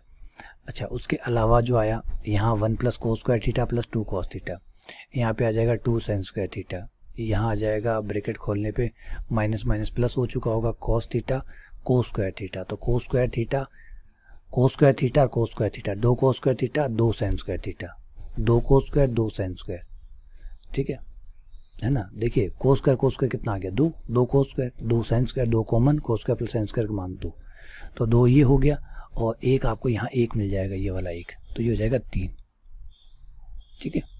अच्छा आगे क्या होगा, कॉस थीटा जो है 2 कॉस थीटा आपको यहाँ जब खुलेगा a square plus b square plus 2ab के आधार पे 2 कॉस थीटा आपको यहाँ मिलेगा, ए कॉस थीटा आपको 1 से गुणा करके कॉस थीटा ये मिलेगा, तो आपका 3 कॉस थीटा हो गए, ये हो गया आपके 3 कॉस थीटा, ठीक है। ये सारा हिसाब किताब आपका हो गया। चलिए आगे बढ़ते हैं। आगे है आपका ए स्क्वायर से ए क्यूब कट जाएगा, ये आपका ए बच गया, ठीक है। दोनों साइड में एक बार वर्क कर देता हूँ, थोड़ा सा आसान हो जाए मेरे लिए, और भी से वर्क ना भी करूँ तो भी काम चल जाएगा, कोई दिक्कत नहीं देगा। यहाँ से मैं 2 कॉमन निकाल लूँ, 2 की पावर 3/2 हो जाएगी बाहर आके, ठीक है। ये हो जाएगा 1 प्लस कॉस थीटा की पावर 3/2 बट्टे नीचे 3 common 1 plus cos theta.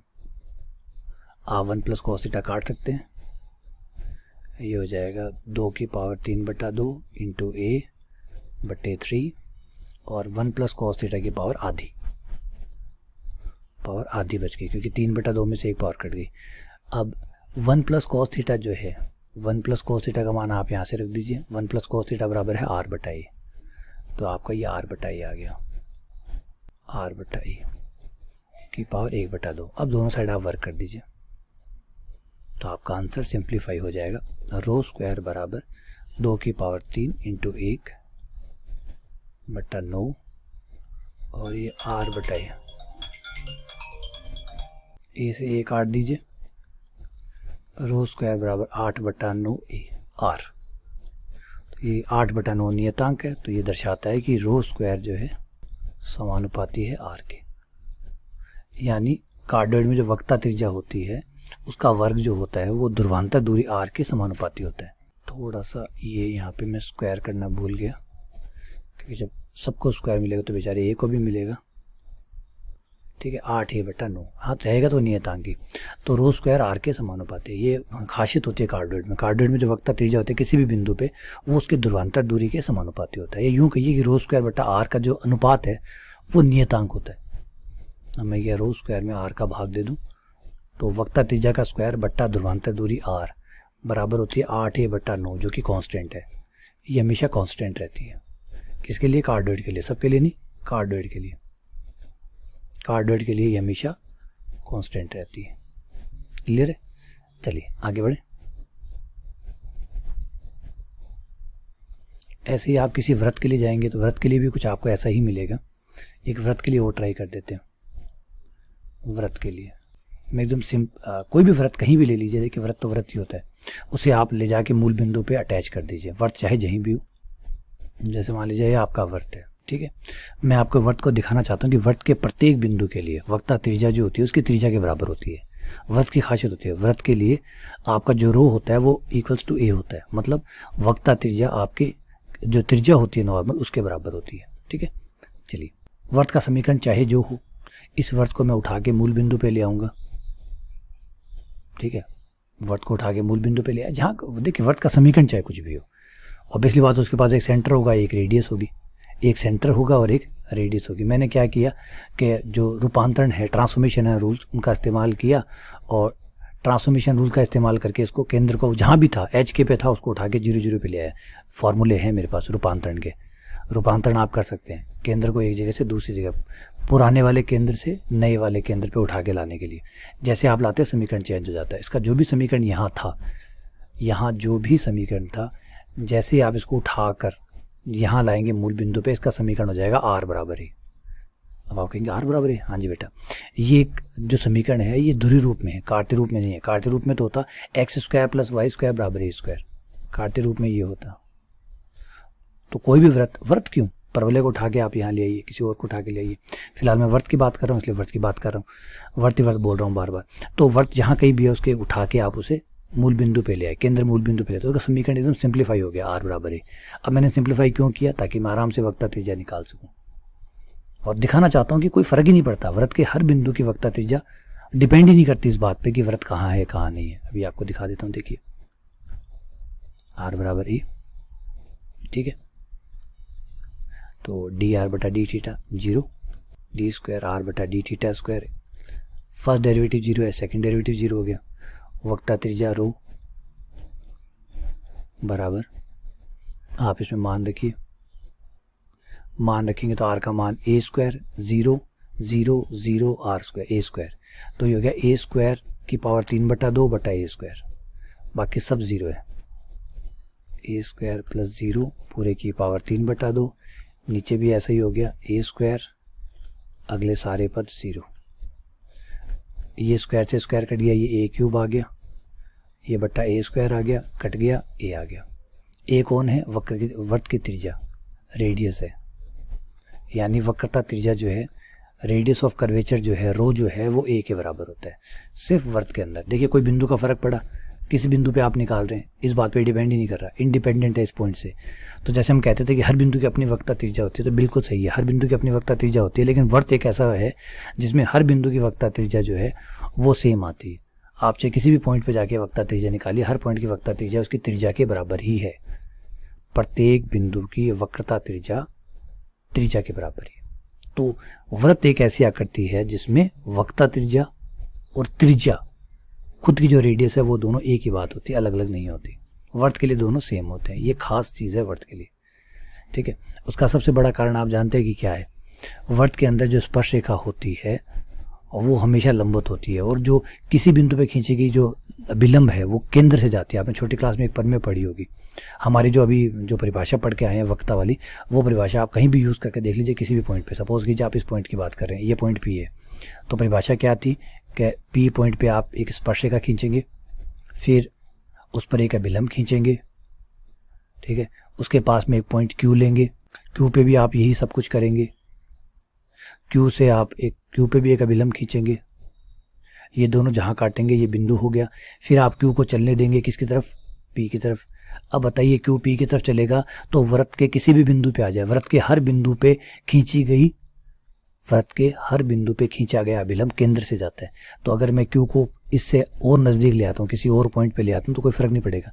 Q मान लीजिए शिफ्ट हो गया, यहाँ आ गया, यहाँ आने के बाद में ये स्पर्श रेखा हुई, और स्पर्श रेखा का जो विलंब है वो हर बार यहीं से जाएगा।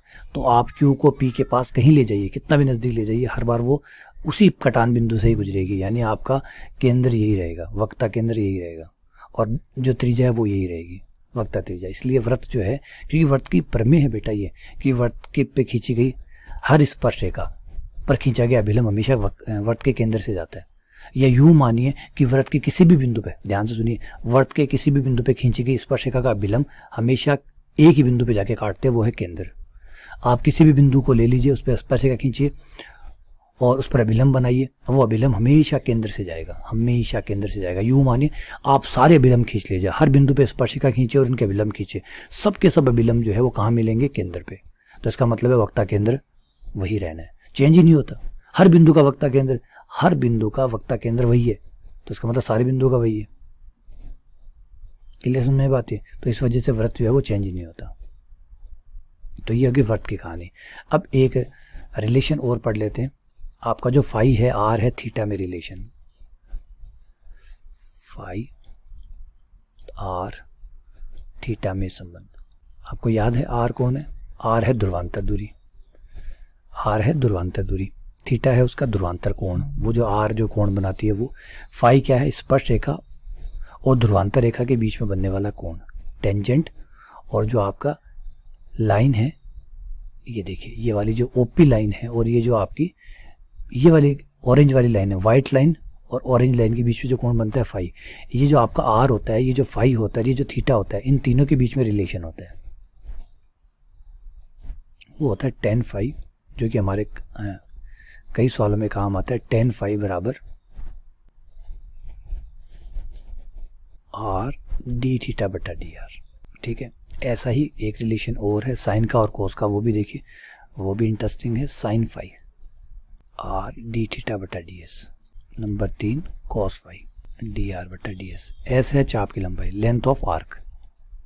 ये 3 फॉर्मूले रिलेशन के। अब इन 3 रिलेशन से, इन 3 रिलेशन का फ़ायदा उठा के, इस्तेमाल करके आप जो है वो एक रिलेशन तैयार कर सकते हैं।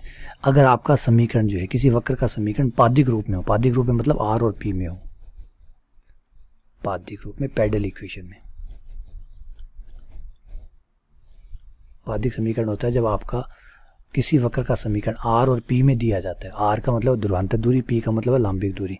अगर आपका समीकरण जो है आर और पी में दिया गया है, पादिक समीकरण आर पी के लिए वक्रता त्रिज्या के लिए वक्रता त्रिज्या, रेडियस ऑफ कर्वेचर, वक्रता त्रिज्या, और रो बराबर are d r over d P. ये है आपकी वक्रता त्रिज्या का फॉर्मूला। ठीक है, एक एग्जांपल कर लेते हैं। एग्जाम्पल, इस फॉर्मूले पे भी कोई वक्र है पी स्क्वायर बराबर ए आर, पी स्क्वायर बराबर ए आर के लिए वक्रता त्रिज्या निकालिए। पी स्क्वायर बराबर ए आर। अब आपको थोड़ा सा अजीब पता है, एक बड़ा अजीब लगता है कई बार बच्चे जब पढ़ते हैं कि समीकरण, वही समीकरण जब काटते रूप में देखते हैं तो पहचान जाते हैं, जब काटते रूप में देखते हैं तो पहचान जाते हैं, ध्रुवीय रूप में देखते हैं तो थोड़ा सा कम पहचानते हैं, और पादिक रूप में देखते हैं तो बहुत कम पहचानते हैं। कई बार आपके जो समीकरण होते हैं नॉर्मल समीकरण होते हैं, वर्त के होते हैं, परवलय के होते हैं, लेकिन आपने देखा होता है काटते रूप में। जब पादिक रूप में यही चीज़ें लिखी हुई होती है तो आपको पहचान में नहीं आती कि ये क्या है ना। थोड़ा सा ये कन्फ्यूज़न चलता है, कोई बुरी बात नहीं है, क्योंकि आप एक के वही है, जैसे आप हिंदी में कुछ लिखा हुआ होता है आराम से पढ़ लेते हैं, वही चीज़ अगर तमिल में लिख दी जाए तो, वही अगर तेलुगु में लिख दी जाए तो, वही अगर कन्नड़ में या बंगाली में लिख दी जाए तो प्रॉब्लम तो आएगी। चीज़ चाहे वही हो, लेकिन अगर रूप किसी और भाषा में लिखी जाएगी तो प्रॉब्लम तो आएगी। तो ऐसा होता है, ठीक है ना। लेकिन आपको याद रखना होगा कि किसी चीज़ को जिसको हिंदी में लिखा जा सकता है उसको बंगला में भी लिखा जा सकता है, और उसको उर्दू में भी लिखा जा सकता है, उसको संस्कृत में या किसी और भाषा में भी लिखा जा सकता है, ठीक है ना। तो ये याद रखना। हाँ, अपनी अपनी भाषा की खासियत है, बंगला भाषा की अपनी खासियत होगी, कन्नड़ की अपनी होगी, लेकिन चीज़ वही लिख रहे हैं हम, ठीक है ना, ये ना भूलें। तो पी स्क्वायर बराबर ए आर, हमें क्या चाहिए, D r over d P चाहिए।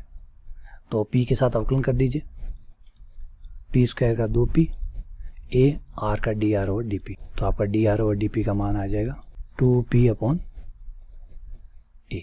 ये आपका d r over d p आ गया। इसका मान आप यहाँ रख दीजिए, रोज बराबर वक्रता त्रिज्या are d r over d P, ये रख दीजिए 2p। आर का मान आप यहाँ से रख सकते हैं, पी स्क्वायर बटा ए, आर का मान पी स्क्वायर बटा ए, तो हो जाएगा 2p क्यूब बटा ए स्क्वायर। तो इस वक्र के लिए जो वक्रता त्रिज्या है वो लंबिक दूरी p के क्यूब के समानुपाती है। जितनी ज़्यादा लंबिक दूरी उतना ज़्यादा रो। तो हर वक्र की वक्रता त्रिज्या कोई ना कोई रिलेशन, कुछ ना कुछ खास बात ऐसा दिखाएगी, तो ये आपको देखना है। लेकिन फॉर्मूला का फ़र्क है। देखिए यहाँ अपना पादिक रूप के लिए अलग फॉर्मूला है, कार्तीय रूप के लिए अलग है, ध्रुवीय रूप के लिए अलग है, जबकि अब जितने रूप आपने देखे हैं सबके पास अपना अपना खुद का एक फॉर्मूला तैयार है। आइए अब और आगे बढ़ते हैं। आगे आते हैं नया आइडिया, वक्रता वृत्त का। तो वक्रता वृत्त क्या है? वक्रता वृत्त सिंपल सा आइडिया है कि भाई जब आपके पास वक्रता त्रिज्या है, जब आपके पास वक्रता केंद्र है, जब दोनों है तो वृत्त खींचने में क्या दिक्कत है? वृत्त खींचने में क्या दिक्कत है? तो वक्रता केंद्र को केंद्र मानते हुए, वक्रता त्रिज्या को त्रिज्या मानते हुए खींचा गया वृत्त वक्रता वृत्त कहलाता है। किसी बिंदु के वक्रता केंद्र को केंद्र एवं वक्रता त्रिज्या को त्रिज्या लेकर खींचा गया वृत्त वक्रता वृत्त कहलाता है। तो कोई खास या कोई एकदम नया आइडिया नहीं है, नॉर्मल आइडिया ही है आपका, ठीक है। जो वक्रता वृत्त है वो कुछ और नहीं है, जो आप वक्रता त्रिज्या बनाई चुके हैं, केंद्र आपके पास है ही, जब सब कुछ आपके पास है तो वृत्त खींचने में क्या जाता है। चलिए आपको दोबारा से वो आइडिया समझाता हूँ कि मैंने क्या बताया था आपको। मैंने बताया था कि ये आपका एक चाप है, इस चाप पर आपने एक पॉइंट P लिया है, इस P पॉइंट के ऊपर आप स्पर्शिका खींचते हैं, इस P पॉइंट पर आप एक अभिलंब खींचते हैं, इस P पॉइंट के पास में आप एक Q पॉइंट की कल्पना करते हैं, चाहे दाएं करिए चाहे बाएं करिए, उस पर भी आप स्पर्शिका खींचते हैं, फिर इस पे आप एक अभिलंब खींचते हैं, दोनों भाई कहीं ना कहीं आके काटते हैं, फिर आप Q को P की तरफ चलने देते हैं कि भैया Q तुम लगातार P के नज़दीक जाओ, तो Q जो है वो P के नज़दीक आता रहता है, ये कटान बिंदु चेंज होता रहता है। फाइनली जब आप पहुंचते हैं तो जो भी आपका कटान बिंदु चेंज होकर फाइनली जो बनता है, मान लीजिए वो कटान बिंदु ये बन गया, ये आपका सेंटर कहलाता है।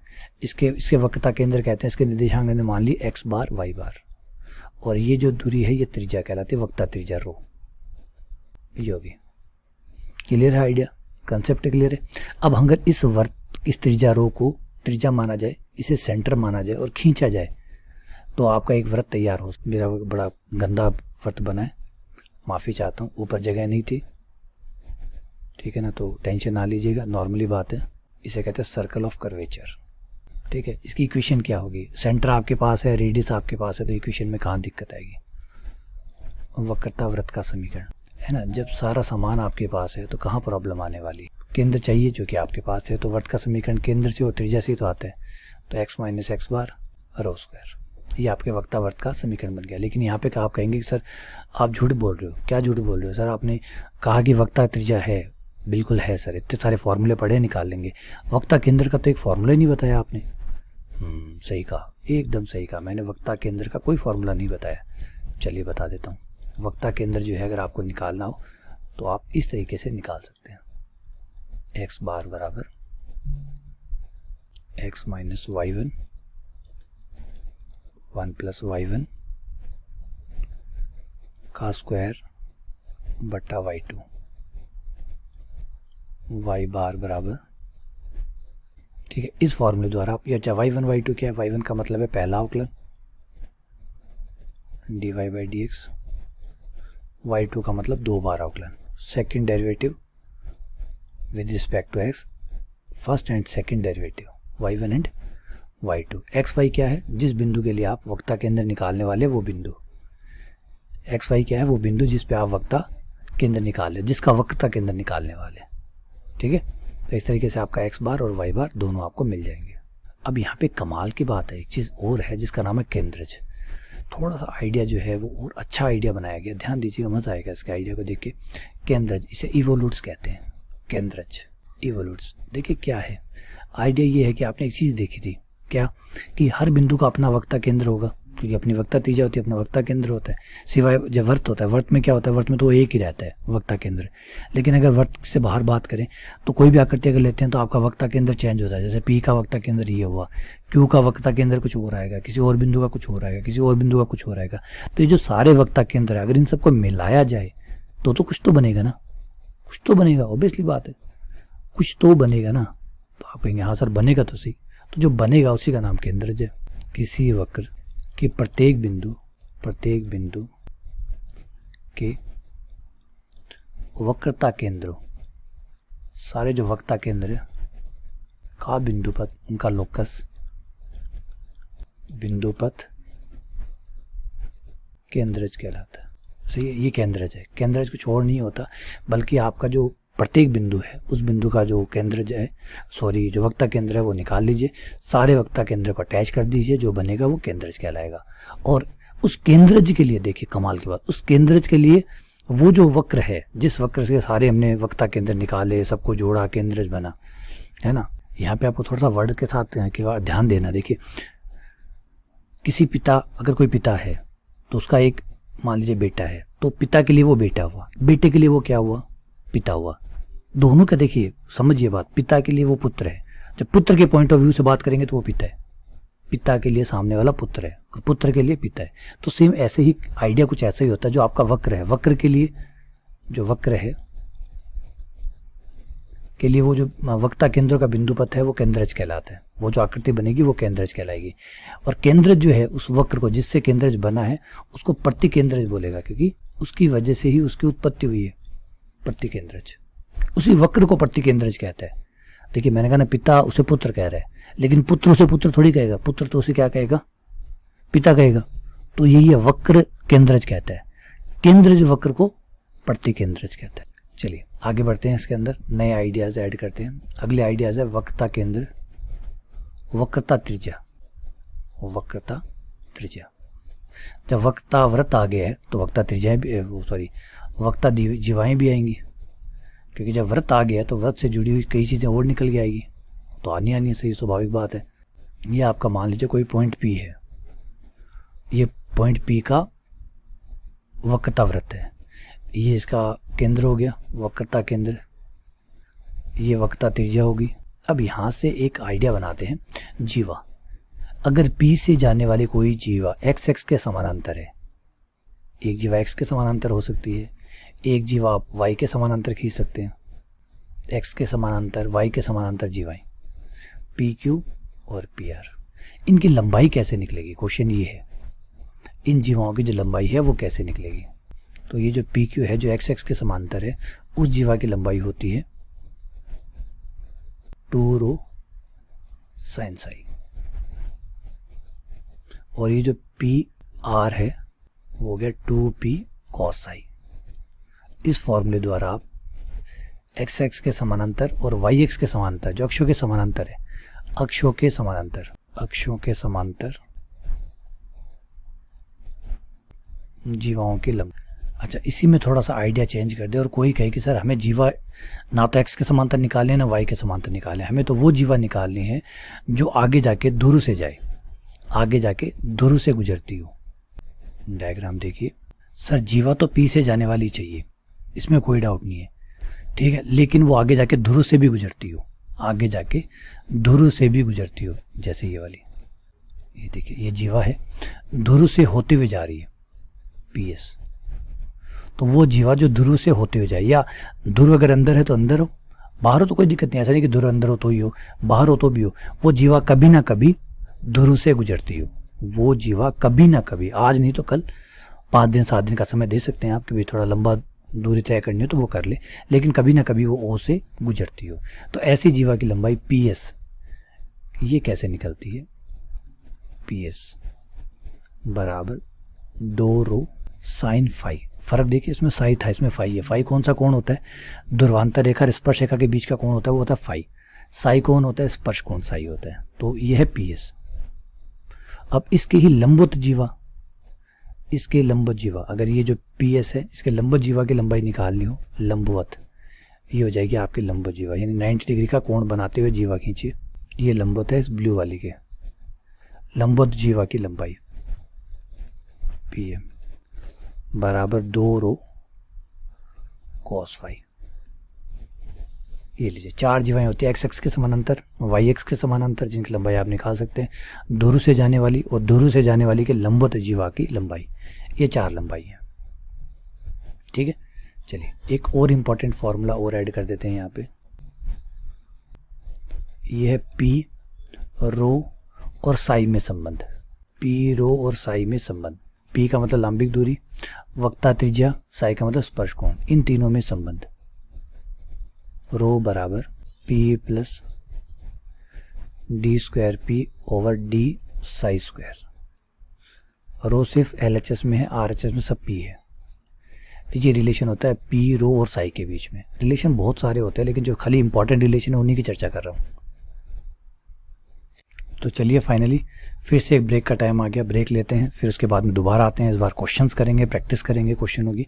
उम्मीद करता हूँ यहाँ तक आपको थ्योरी जो है वो, देखिए एक चीज़ यहाँ बताता हूँ, यहाँ पे कई बच्चे अगर चाहते हैं, देखिए मैंने फॉर्मूले के डेरिवेशन नहीं डाले हैं, और वो इसलिए ही नहीं डाले कि अगर आप इंटरेस्टेड है तो हम बात करें। अगर आप ज़्यादा इंटरेस्टेड नहीं है तो बिना मतलब में आपका क्यों समय बर्बाद किया जाए। तो अगर आप इंटरेस्टेड हैं, आप जानना चाहते हैं कि फॉर्मूले कहाँ से आए, कैसे आए, क्योंकि जानना आपका अधिकार है, जानना भी चाहिए आपको। तो अगर आप इंटरेस्टेड हैं फॉर्मूले के डेरिवेशन के अंदर, तो आप मुझे बताइएगा, मैं ज़रूर उनके डेरिवेशन कराऊंगा। अगर आपको नहीं इंटरेस्ट है तो फिर ठीक है, थ्योरी मैंने आपको बताई दी है, आपको जानकारी मिली गई है सारी कि क्या क्या होता है। बाकी क्वेश्चन करेंगे तो ये सारी चीज़ें कनेक्ट भी हो जाएंगी, तो फिर वो प्रॉब्लम भी नहीं आएगी आपके साथ, कि भी आपको लग रहा होगा कि ये तो सारे अलग अलग बिखरे पड़े हैं। कुछ नहीं बिखरा पड़ा, जैसे जैसे क्वेश्चन करेंगे सारी चीज़ें एक साथ कनेक्ट हो जाएंगी, ठीक है। चलिए बहुत बहुत धन्यवाद, शुक्रिया। नमस्कार दोस्तों, आज हम स्टार्ट करने जा रहे हैं प्रैक्टिस क्वेश्चन जो है उनको स्टार्ट करने जा रहे हैं। छोटे से 1-2 फॉर्मूले बाकी हैं, वो ज़रूर बता देता हूँ पहले, ताकि बीच में काम आए तो आपको अजीब ना लगे। तो पहला फॉर्मूला है, ये है चाप की लंबाई के बारे में। चाप की लंबाई होती है S। चाप, वक्र के किसी भी बिंदु से लेकर किसी बिंदु तक आप जो टुकड़ा काटते हैं उस टुकड़े को चाप कहते हैं। फॉर एग्जाम्पल, जैसे ये आपका वक्र है, मान लीजिए ये आपका वक्र है, y बराबर fx नाम दे देता हूँ, ये इसका समीकरण हो गया। तो इसके किसी भी एक बिंदु से लेकर, किसी भी एक पॉइंट से लेकर किसी भी दूसरे पॉइंट तक ये जो लंबाई होती है इसको चाप की लंबाई कहते हैं, बराबर। ये चाप की लंबाई कहलाती है। इस चाप की लंबाई के अवकलन के और इस चाप की लंबाई के खुद के कई फॉर्मूले, जैसे ये p से शुरू हुई है, तो सपोज कीजिए p के लिए x का निर्देशांक a है, q के लिए x का निर्देशांक b है, तो ये चाप की लंबाई आप इस तरीके से निकाल सकते हैं, x बराबर a से लेकर x बराबर b तक समाकलन under root 1 plus dy by dx का स्क्वायर और dx, ये आपके चाप की लंबाई का फॉर्मूला हो गया। अब यहाँ पे अगर हम चाप की लंबाई ना निकालना चाहें बल्कि चाप की लंबाई का अवकलन करना चाहें तो भी हमारे पास फॉर्मूले है। एक है ds ओवर dx, s का चाप की लंबाई का x के सापेक्ष अवकलन जो कि होता है 1 प्लस dy बाई dx का होल स्क्वायर, और अगर हम ds का y के साथ करना चाहें ds ओवर dy तो उसका भी है हमारे पास 1 प्लस यहाँ हो जाएगा dx बटा dy। अगर हम थीटा के साथ अवकलन करना चाहें, अगर ध्रुवीय रूप में समीकरण है और थीटा के साथ करना चाहें तो थीटा के साथ भी कर सकते हैं, r square plus d r बटा डी थीटा का स्क्वायर, और लास्ट अगर हम आर के साथ करना चाहें d s over d r तो ये भी किया जा सकता है। ये लीजिए ये फॉर्मूला है। तो ये कुछ फॉर्मूले हैं, अगर आप एस का एक्स के साथ वाई के साथ थीटा आर के साथ अवकलन करना चाहें तो इस तरीके से कर सकते हैं। तो क्वेश्चन देखिए, क्वेश्चन नंबर 1, y बराबर log x की वक्रता त्रिज्या का न्यूनतम मान ज्ञात कीजिए, यानी रो मिनिमम जो है वो फाइंड आउट करो। वक्रता त्रिज्या ही ज्ञात नहीं करनी, वो बिंदु ज्ञात करना है जिस पर वक्रता त्रिज्या सबसे कम हो, न्यूनतम ज्ञात करना है, ठीक है ना। तो पहले रो का फॉर्मूला जो है वो यूज करिए। रो का फॉर्मूला होता है रो बराबर 1 प्लस y1 का स्क्वायर की power 3/2 upon y2, 1 plus y1 का स्क्वायर की पावर 3/2 y2। यहाँ पे आपको दो अवकलन चाहिए होंगे, तो पहले y का अवकलन किया dy बाई dx, y1 का मतलब है एक बार अवकलन, तो dy बाई dx आ जाएगा आपका log x का 1/x, फिर आप d2y बाई dx स्क्वायर दोबारा अवकलन कर लीजिए, 1/x का अवकलन हो जाएगा माइनस 1/x स्क्वायर, ये ले जाकर आप मान रख दीजिए, तो ये 1 प्लस y1 का स्क्वायर कितना है 1 अपॉन एक्स, तो ये होगा 1 अपॉन एक्स स्क्वायर की पावर 3/2 बट्टे y2 का मान माइनस 1/x स्क्वायर, रो बराबर आ गया लघुत्तम ले लीजिए एक्स स्क्वायर और एक्स स्क्वायर से कट जाएगा, एक्स की पावर 3 आ जाएगा, 3 ये पलट के एक्स स्क्वायर ऊपर एक नीचे, एक एक्स काट दीजिए, 1 प्लस एक्स स्क्वायर की पावर 3/2, ये माइनस ये आ गया। अब इसको अधिकतम न्यूनतम करना है क्योंकि खाली रो नहीं निकलवाने के लिए कहा है, रो का न्यूनतम मान निकालने के लिए कहा है, तो अवकलन करते हैं ताकि न्यूनतम मान निकाल सकें। मैक्सिमा एंड मिनिमा का सहारा लेते हैं, del rho over del x, थोड़ा वर्क कर लें, वर्क करके करेंगे तो थोड़ा और आसान हो जाएगा क्योंकि ऐसे में दिक्कत देगा ये। चलिए वर्क कर लेते हैं ताकि ये पावर और थोड़ी कम हो जाए, छोटी हो जाए, 1 प्लस 3/x स्क्वायर। चलिए अब तैयार है अपन, इसको रो को एक बार z नाम दे देते हैं ताकि अवकलन करने में आसानी हो, क्योंकि आपको पता है मैक्सिमम मिनिमम में कि अगर कोई चीज़ का स्क्वायर जो है वो अगर अधिकतम है तो वो भी खुद भी अधिकतम होगी, क्योंकि बड़ी चीज़ का ही स्क्वायर बड़ा आता है, छोटी चीज़ का ही स्क्वायर छोटा आता है। तो dz ओवर dx निकाल लेते हैं, एक्स स्क्वायर बाहर, इसका अवकलन 3 आगे, 1 प्लस एक्स स्क्वायर की पावर 2, 1 का 0, एक्स स्क्वायर का 2x minus 1 plus x square की पावर 3, ये 2x बटा एक्स स्क्वायर की पावर 4, dz बटा dx बराबर 1 प्लस एक्स स्क्वायर कॉमन, एक x common, 1 plus x square का स्क्वायर कॉमन, तो ये बच गया 3 दूनी 6, 6x स्क्वायर, और ये x कॉमन आ चुका, 2 बच गया, 1 प्लस एक्स स्क्वायर। अब बराबर में 0 रख लीजिए, क्रांतिक बिंदु ज्ञात करने के लिए, क्रांतिक बिंदु के लिए 0 करेंगे तो ये सारा 0 हो जाएगा, ये बचेगा, सिर्फ ये वाला रख लीजिए, 6x square minus 2x square बराबर 0, ये हो गया आपका 4x² बराबर 2 और x² बराबर 2/4, x बराबर प्लस माइनस 1/√2। ठीक है, अब ये ले जाकर वापस अपना मान वक्रता त्रिज्या वाले फॉर्मूले में रख दीजिए। इक्वेशन 1 में रखने पर समीकरण 1 से रो बराबर x का मान 1/√2 रखना है। 1/√2 रखते ही हो गया 1/2, ये हो गया 3/2। सीधा ही सॉल्व कर रहा हूँ। 3/2 की पावर 3/2 बटे नीचे हो गया 1/√2 का स्क्वायर जो कि 1/2 हो गया, माइनस 3/2 हमारे पास हो गया की पावर 3/2 मतलब 3√3/2√2। ये पलट के 2 ऊपर 1 नीचे, 2 से 2 काट दीजिए, 3√3/√2। अच्छा मान सॉरी यहाँ रखना था, ये x था, 1/√2, √2 कट गया, 3√3/2 आ गया, ये माइनस का चिन्ह, ये रो आ गया। वक्रता त्रिज्या माइनस की होती नहीं है क्योंकि वक्रता त्रिज्या दूरी होती है और दूरी कभी भी नेगेटिव नहीं होती, दूरी ऋणात्मक या नेगेटिव नहीं होती है। तो रो बराबर हो गया आपका, रो का मिनिमम मान हो गया 3√3/2। अब इस बार बंदे ने क्वेश्चन में क्या किया, 2 खेल एक साथ खेल लिए। 2 खेल क्या खेले, वक्रता त्रिज्या भी पूछ ली और वक्रता त्रिज्या का मैक्सिमम मिनिमम भी पूछ लिया। यानी ऐसे होता है, देखिए 2 ब्रांचेस को साथ में मिक्स कर दिया, वक्रता त्रिज्या का कंसेप्ट भी मिक्स हो गया, साथ में मिनिमम और मैक्सिमम वाला जो कंसेप्ट है मैक्सिमम मिनिमम वाला वो भी ऐड कर दिया। आपने वक्रता त्रिज्या निकाली, जैसे आप निकालते हैं नॉर्मली वैसे निकाली, निकालने के बाद में आपको मैक्सिमम मिनिमम भी करना पड़ा। अब यहाँ पे थोड़ा सा एक बात कह सकते हैं, सर हमने सेकंड डेरिवेटिव तो किया ही नहीं, बिना सेकंड डेरिवेटिव के हमें पता कैसे चला कि मैक्सिमा है या मिनिमा है। तो बेटा जैसे क्वेश्चन पूछ रहे हैं तो ऑब्वियसली बात है वही होगा जो पूछ रहे। तो यहाँ पे अगर हम सेकंड डेरिवेटिव करते हैं तो वो बहुत बड़ा होता है। अगर यहाँ पर हम दूसरा आउटक्लच करते हैं हो जाएगा, ऐसा नहीं कि नहीं होगा, लेकिन हो जाएगा, लेकिन इतने बड़े मान रख के और करके। तो सीधी बात है, अगर मिनिमा पूछ रहे हैं इसका मतलब मिनिमा है उसके अंदर और जो पॉइंट आएगा वो मिनिमा की आएगी। ठीक है ना, इसलिए तो थोड़ा सा आपको कॉमन सेंस रखना पड़ेगा। चाहे अगर नहीं कॉमन सेंस रखना चाहते हैं तो चाहे कर लीजिए सेकंड डेरिवेटिव, कोई प्रॉब्लम नहीं है। और ऑब्वियसली बात आना है क्योंकि जब क्वेश्चन ही कह रहा है कि मिनिमा न्यूनतम मान बताइए तो इसका मतलब न्यूनतम मान है वहाँ पे। ठीक है ना, और ऑप्शन में भी है, ऑप्शन में भी कहीं ये नहीं बताया हुआ कि विद्यमान नहीं है या और नहीं, सब में आंसर दिए, 4 ऑप्शन में आंसर है, इसका मतलब विद्यमान है तो सेकेंड आउटलाइन की जरूरत नहीं है। और ये बहुत अच्छा क्वेश्चन है, जो क्वेश्चन है वो IAS में आया हुआ है, IAS में 2007 में आया हुआ है। ठीक है, चलिए आगे बढ़ते हैं, क्वेश्चन नंबर 2 पे आते हैं। r बराबर a cos थीटा, इसके लिए रो कितना होगा, वक्रता त्रिज्या कितनी होगी, ये RS में आया हुआ है, RS 94 में। इसकी वक्रता त्रिज्या क्या होगी, तो पहले इसके लिए वक्रता त्रिज्या का जो फॉर्मूला है वो रिकॉल करते हैं।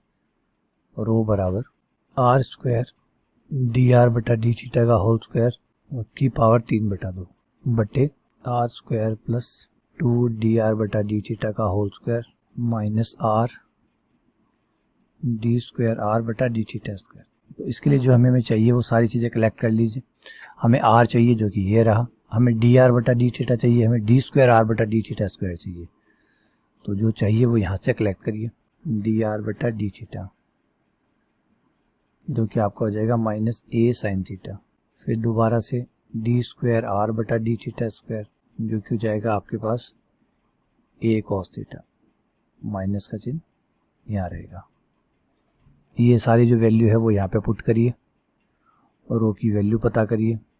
रो बराबर r², r आपके पास ये रहा, a² cos square theta, dr/d theta हो गया आपके पास minus a sin theta square करने पर ये भी a² sin स्क्वायर थीटा हो गया की पावर 3/2 हो गई बटे r², फिर से r² यानी a² cos square plus 2 dr/d theta का स्क्वायर, तो 2 a² sin स्क्वायर, r का मान a cos theta, d² minus a cos theta, minus minus plus और a² cos स्क्वायर थीटा, ऊपर से a² कॉमन आ गया, cos स्क्वायर sin स्क्वायर का मान 1 हो गया, a² बाहर आ गया तो 2 पावर कट गई, 3 पावर बच गई, a की पावर 3।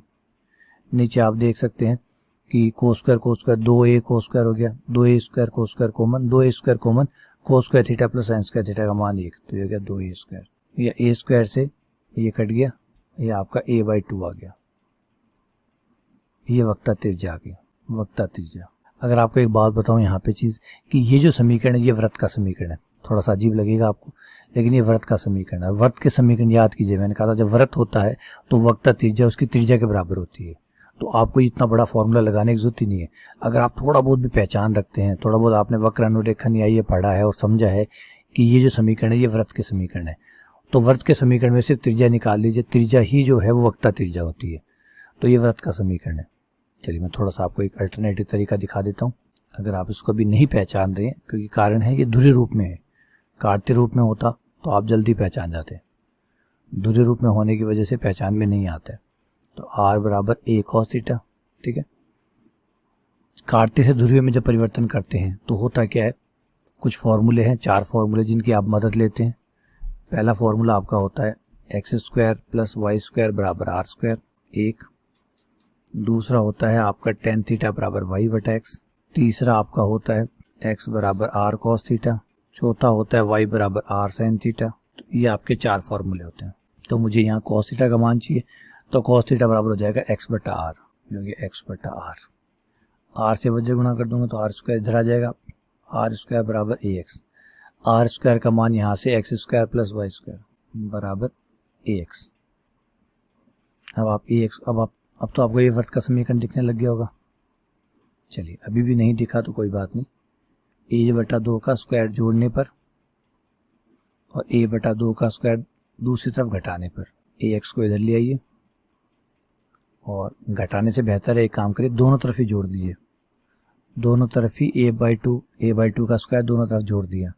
ऐसा क्यों किया गया, ये होल स्क्वायर बन गया x माइनस ए बाई 2 का होल स्क्वायर, और y वाले में 0। ये लीजिए, अब आपको पूरा फुल फेज वृत्त का समीकरण देखने लग गया होगा। ये वृत्त का समीकरण है, ये केंद्र है, जो सर्कल है उसका जो सेंटर है ये हो गया a बाई 2 और 0, ये आपका सेंटर है, ये आपकी रेडियस है, radius a by 2। Question number 3 है हमारा x बराबर आर कॉस टी, y बराबर आर साइन टी की वक्रता त्रिज्या निकाली। ये क्वेश्चन जो है वो RS में आया हुआ है, RS 95 में, ठीक है। अब ये क्वेश्चन देखिए बहुत सिंपल है। वैसे जैसे मैंने आपसे बताया था कि आप चाहें तो अपना फॉर्मूला देखिए, ये जो है टी की फॉर्म में, टी की फॉर्म में मतलब प्राचालिक रूप में, पैरामेट्रिक फॉर्म में। तो जो पैरामेट्रिक वाला फॉर्म वाला फॉर्मूला है वो यूज़ कीजिए, रो बराबर एक्स डैश मतलब एक्स का अवकलन का स्क्वायर, वाई डैश वाई के अवकलन का स्क्वायर की पावर 3 बटा 2 बटे x dash y double dash minus x double dash y dash. ये आपका रो होता है, ठीक है। इस तरीके से आप निकाल सकते हैं। और इसका अगर आप दूसरा विकल्प चाहते हैं तो आप इसे ध्यान से देखें, अगर समीकरण को वर्ग करके जोड़ूं, मैं वर्ग करके जोड़ूं तो ये आ जाएगा x square plus y square, x square plus y square बराबर आर स्क्वायर को स्क्वायर प्लस साइन स्क्वायर का मान 1, जो कि वृत्त का समीकरण है। साफ देख रहे हैं कि ये वृत्त का समीकरण है, और वृत्त के समीकरण के लिए जो रो होता है वो त्रिज्या के बराबर होता है, आर के बराबर होता है। तो यहाँ त्रिज्या कितनी है, आर, तो रो बराबर कितना हो गया, आर। तो एक तरीका तो ये है, इससे कर सकते हैं। दूसरा आपके पास फॉर्मूले वाला है, फॉर्मूला लगा लीजिए, एक्स का डैश वाई का डैश एक्स का डबल डैश वाई का डबल डैश, ये सब निकाल लीजिए। यहाँ मैं आपको निकाल देता हूँ, एक्स का डैश एक्स का डबल डैश, एक्स का डैश तो हो जाएगा आपका minus r sine t, t के साथ करना है तो आर तो नियतांक रहेगा, कॉस टी का minus sine t, x double dash minus r cos t, फिर वाई डैश निकाल लीजिए, r cos t y double dash minus r sine T.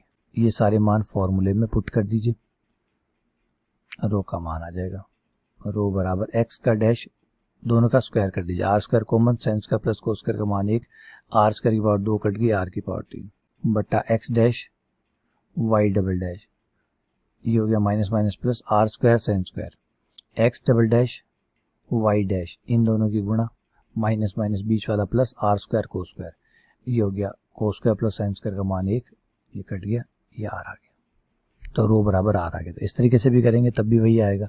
अच्छी बात है अगर आप वृत्त के समीकरण को पहचान लेते हैं, क्योंकि वृत्त का समीकरण एक्स वाई के रूप में ही नहीं होता, वो प्राचालिक रूप में भी हो सकता है, ध्रुवीय रूप में भी हो सकता है, पादिक रूप में भी हो सकता है, और रूप में भी हो सकता है। किसी और रूप में लिखा हुआ हो तो पहचान जाइए, अगर पहचान गए और उसकी त्रिज्या आपको निकालनी आती है, वहां से अगर त्रिज्या निकालनी आती है तो रो बराबर त्रिज्या, वो आंसर है। क्वेश्चन नंबर 4, मूल बिंदु पे इस वक्र की वक्रता ज्ञात कीजिए। वक्र है आपका Y cube minus 2x² plus 6y बराबर 0। ठीक है, इसके लिए आप न्यूटन फॉर्मूला यूज कर सकते हैं। रो बराबर limit x tends to 0 y tends to 0 x² बटा 2y। इस फॉर्मूले की मदद लेके आप निकाल सकते हैं। कैसे निकलेगा देखिए, यहाँ से आप x² निकाल लीजिए, ये इधर ले आइए, ये हो जाएगा y क्यूब प्लस 6y। क्योंकि देखिए ये न्यूटन फार्मूला तब काम आता है जब मूल बिंदु पे वक्रता त्रिज्या निकालनी हो। तो हमारा वक्र जो है वो मूल बिंदु पे पूछ रहा है, तो हमारा काम बन रहा है यहाँ पे। तो ये हो जाएगा y क्यूब बटा 6y बटे 2 बराबर x²।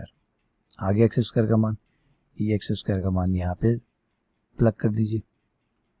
तो रो बराबर लिमिट y टेंड्स टू 0, ये आ गया y क्यूब प्लस 6y बटे 2। 2 नीचे लिख लीजिए, 2 दूनी 4y हो जाएगा। y कॉमन ले लीजिए, y कॉमन लेके कट कर दीजिए। Limit y tends to 0, y common, y की पावर 2 प्लस 6 4y, y से y कट गया, ये 0 रख दिया तो 0 प्लस 6 बटे 4 3 बटा 2। रो का मान 3 बटा 2। ये जो क्वेश्चन है RS का क्वेश्चन है 98 का, 1998। चलिए आगे बढ़ते हैं। क्वेश्चन नंबर 5, ध्रुवांतर रेखा के लंबवत वक्रता जीवा की लंबाई का फॉर्मूला क्या होता है। वक्रता जीवा की लंबाई,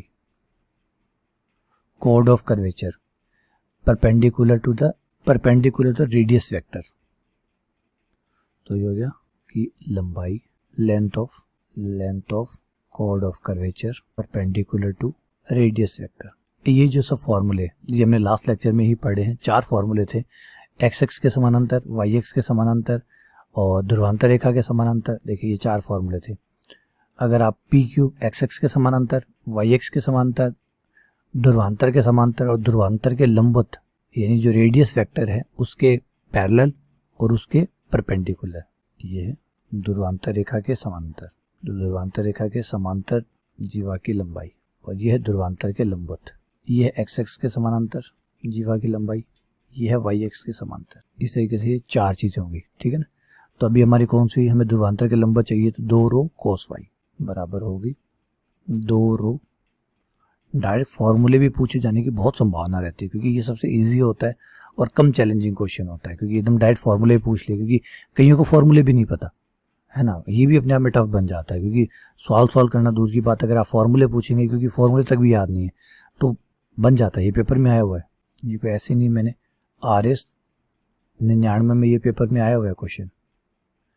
और ये नहीं है कि अभी भी नहीं पूछे जाते, अभी भी सवाल में डायरेक्ट फॉर्मूले पूछे जाते हैं। कई बार चीज़ें टफ होती है तो खाली फॉर्मूला पूछ लेता है, क्योंकि फॉर्मूला भी याद है, ये भी गारंटी कम रहती है। ठीक है ना। बहुत सारे बच्चों को नहीं होता, क्योंकि वो हाथ भी नहीं लगाते, कई पोर्शन को छोड़ देते हैं, कई पढ़ते ही नहीं है। तो कहते ठीक है फॉर्मूला ही पूछ के देख लेते हैं, पढ़ा होगा तो वो फॉर्मूला भी बता देगा। आइए आगे बढ़ते हैं। तो फॉर्मूले सारे याद रखिए, इससे इजी कुछ नहीं हो सकता। अगर किसी टॉपिक से सीधा फॉर्मूला पूछा जा रहा है और फिर आपको रिग्रेट भी होगा कि यार ये टॉपिक ऐसे छोड़ कैसे दिए, सीधा फॉर्मूला ही पूछा था, काश फॉर्मूले पढ़ के चले जाते हैं। X cube plus y cube बराबर 3xy। मूल बिंदु पे वक्रता त्रिज्या ज्ञात की। इस बार वक्रता त्रिज्या के लिए न्यूटन वाला जो फॉर्मूला है वो सीधा काम नहीं करेगा, क्योंकि उसमें हमें x² में जो y² का मान चाहिए, y² का मान हमें यहाँ से मिलने वाला है नहीं। तो इस बार थोड़ा सा अलग करते हैं। x की जगह इसे ध्रुवीय रूप में बदल लेते हैं। x की जगह r cos थीटा, y की जगह r sin थीटा रख लेते हैं, ताकि ध्रुवीय रूप में आ जाए। और हमारे पास ध्रुवीय रूप के लिए भी एक फॉर्मूला है।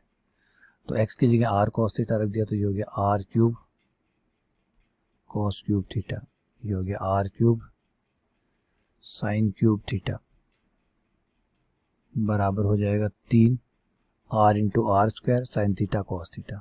पूरे सवाल में r² का भाग देने पर r कॉमन ले लीजिए, भाग दे दीजिए, तो ये आपके पास आ जाएगा 3 sin थीटा cos थीटा बटे cos cube theta plus sin cube theta. r का मान आ गया।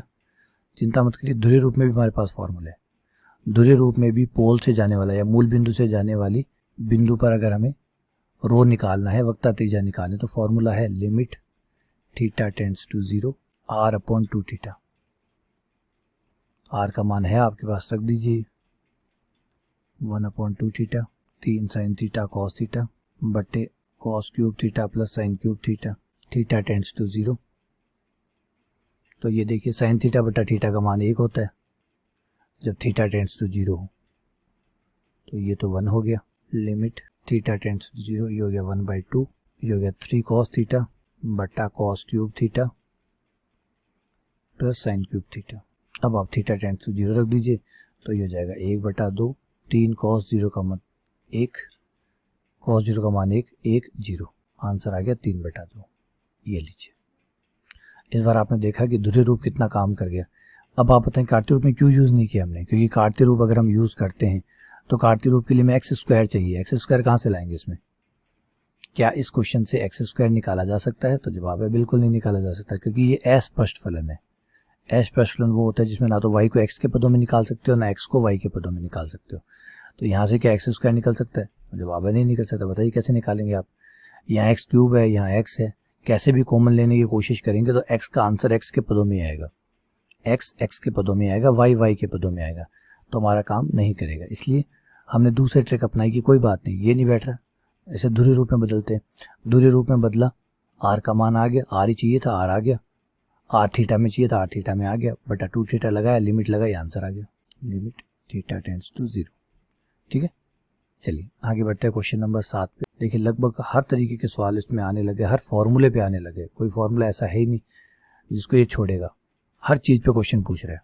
a square plus b square minus r square बराबर a स्क्वायर बी स्क्वायर बटा पी स्क्वायर। इसमें आप देखेंगे समीकरण जो है वो आर और पी के पदों में है।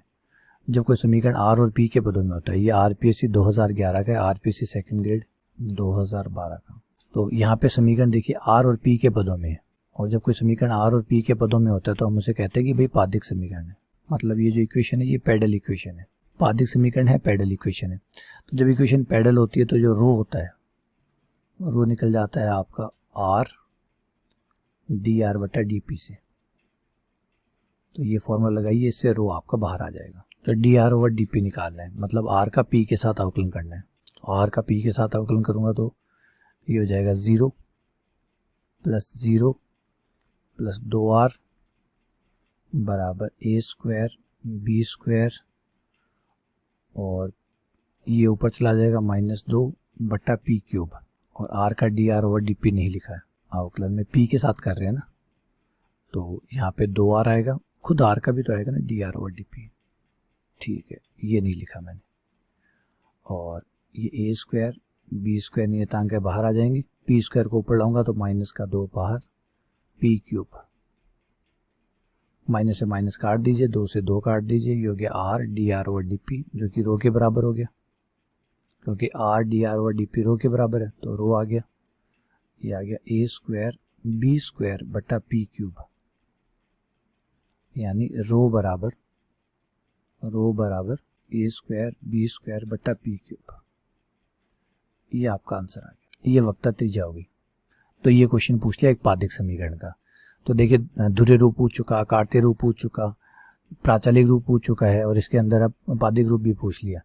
तो ये जो फॉर्मूले हैं, हर क्वेश्चन इस तरीके से बनाया गया है कि एक एक टाइप का क्वेश्चन जो है वो आपको हर सवाल के ऊपर, हर समीकरण, हर सूत्र के ऊपर मिल जाए। आइए आगे बढ़ते हैं क्वेश्चन नंबर 8 पे। s बराबर c e की पावर x बटा c, ये जबरदस्त क्वेश्चन है। इसकी वक्ता त्रिज्या किसी बिंदु s साई पर, ये बिंदु है, इस बिंदु को वक्ता त्रिज्या ज्ञात की। अब इस बार समीकरण बड़ा ही कमाल के तरीके से दिया गया, और ये आरपीएससी एचएम 2012 का क्वेश्चन है।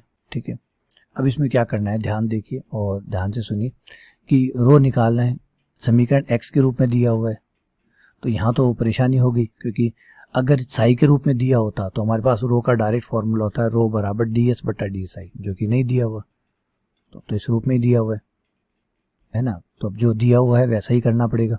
हमने थोड़ी देर पहले ही ऊपर जब हमने लेक्चर स्टार्ट किया था तब हमने एक फॉर्मूला पढ़ा था कि डी एस बटा डी एक्स, चाप की लंबाई का x के साथ जो अवकलन होता है वो होता है 1 plus d y by d x का होल स्क्वायर। तो क्या हम ये काम में ले सकते हैं? बिल्कुल लिया जा सकता है, तो कर दीजिए अवकलन, काम तो आएगा ही आएगा। तो हम इसका D s over D x निकाल लेते हैं, x के साथ अवकलन, एक्स के रूप में है तो एक्स के साथ अवकलन हो सकता है। तो c इंटू ई की पावर एक्स बटा सी, एक्स बटा सी का 1 बटा सी, सी से सी काट दीजिए, डी एक्स बटा डी एक्स हो जाएगा ई की पावर एक्स बटा सी। आगे अब डी एस बटा डी एक्स की जगह आप ये लिख दीजिए, ई की पावर एक्स बटा सी बराबर under root 1 plus d y by d x का होल स्क्वायर। ठीक है, अब ई की पावर एक्स बटा सी की जगह आप एस बटा सी लिख सकते हैं समीकरण नंबर 1 से।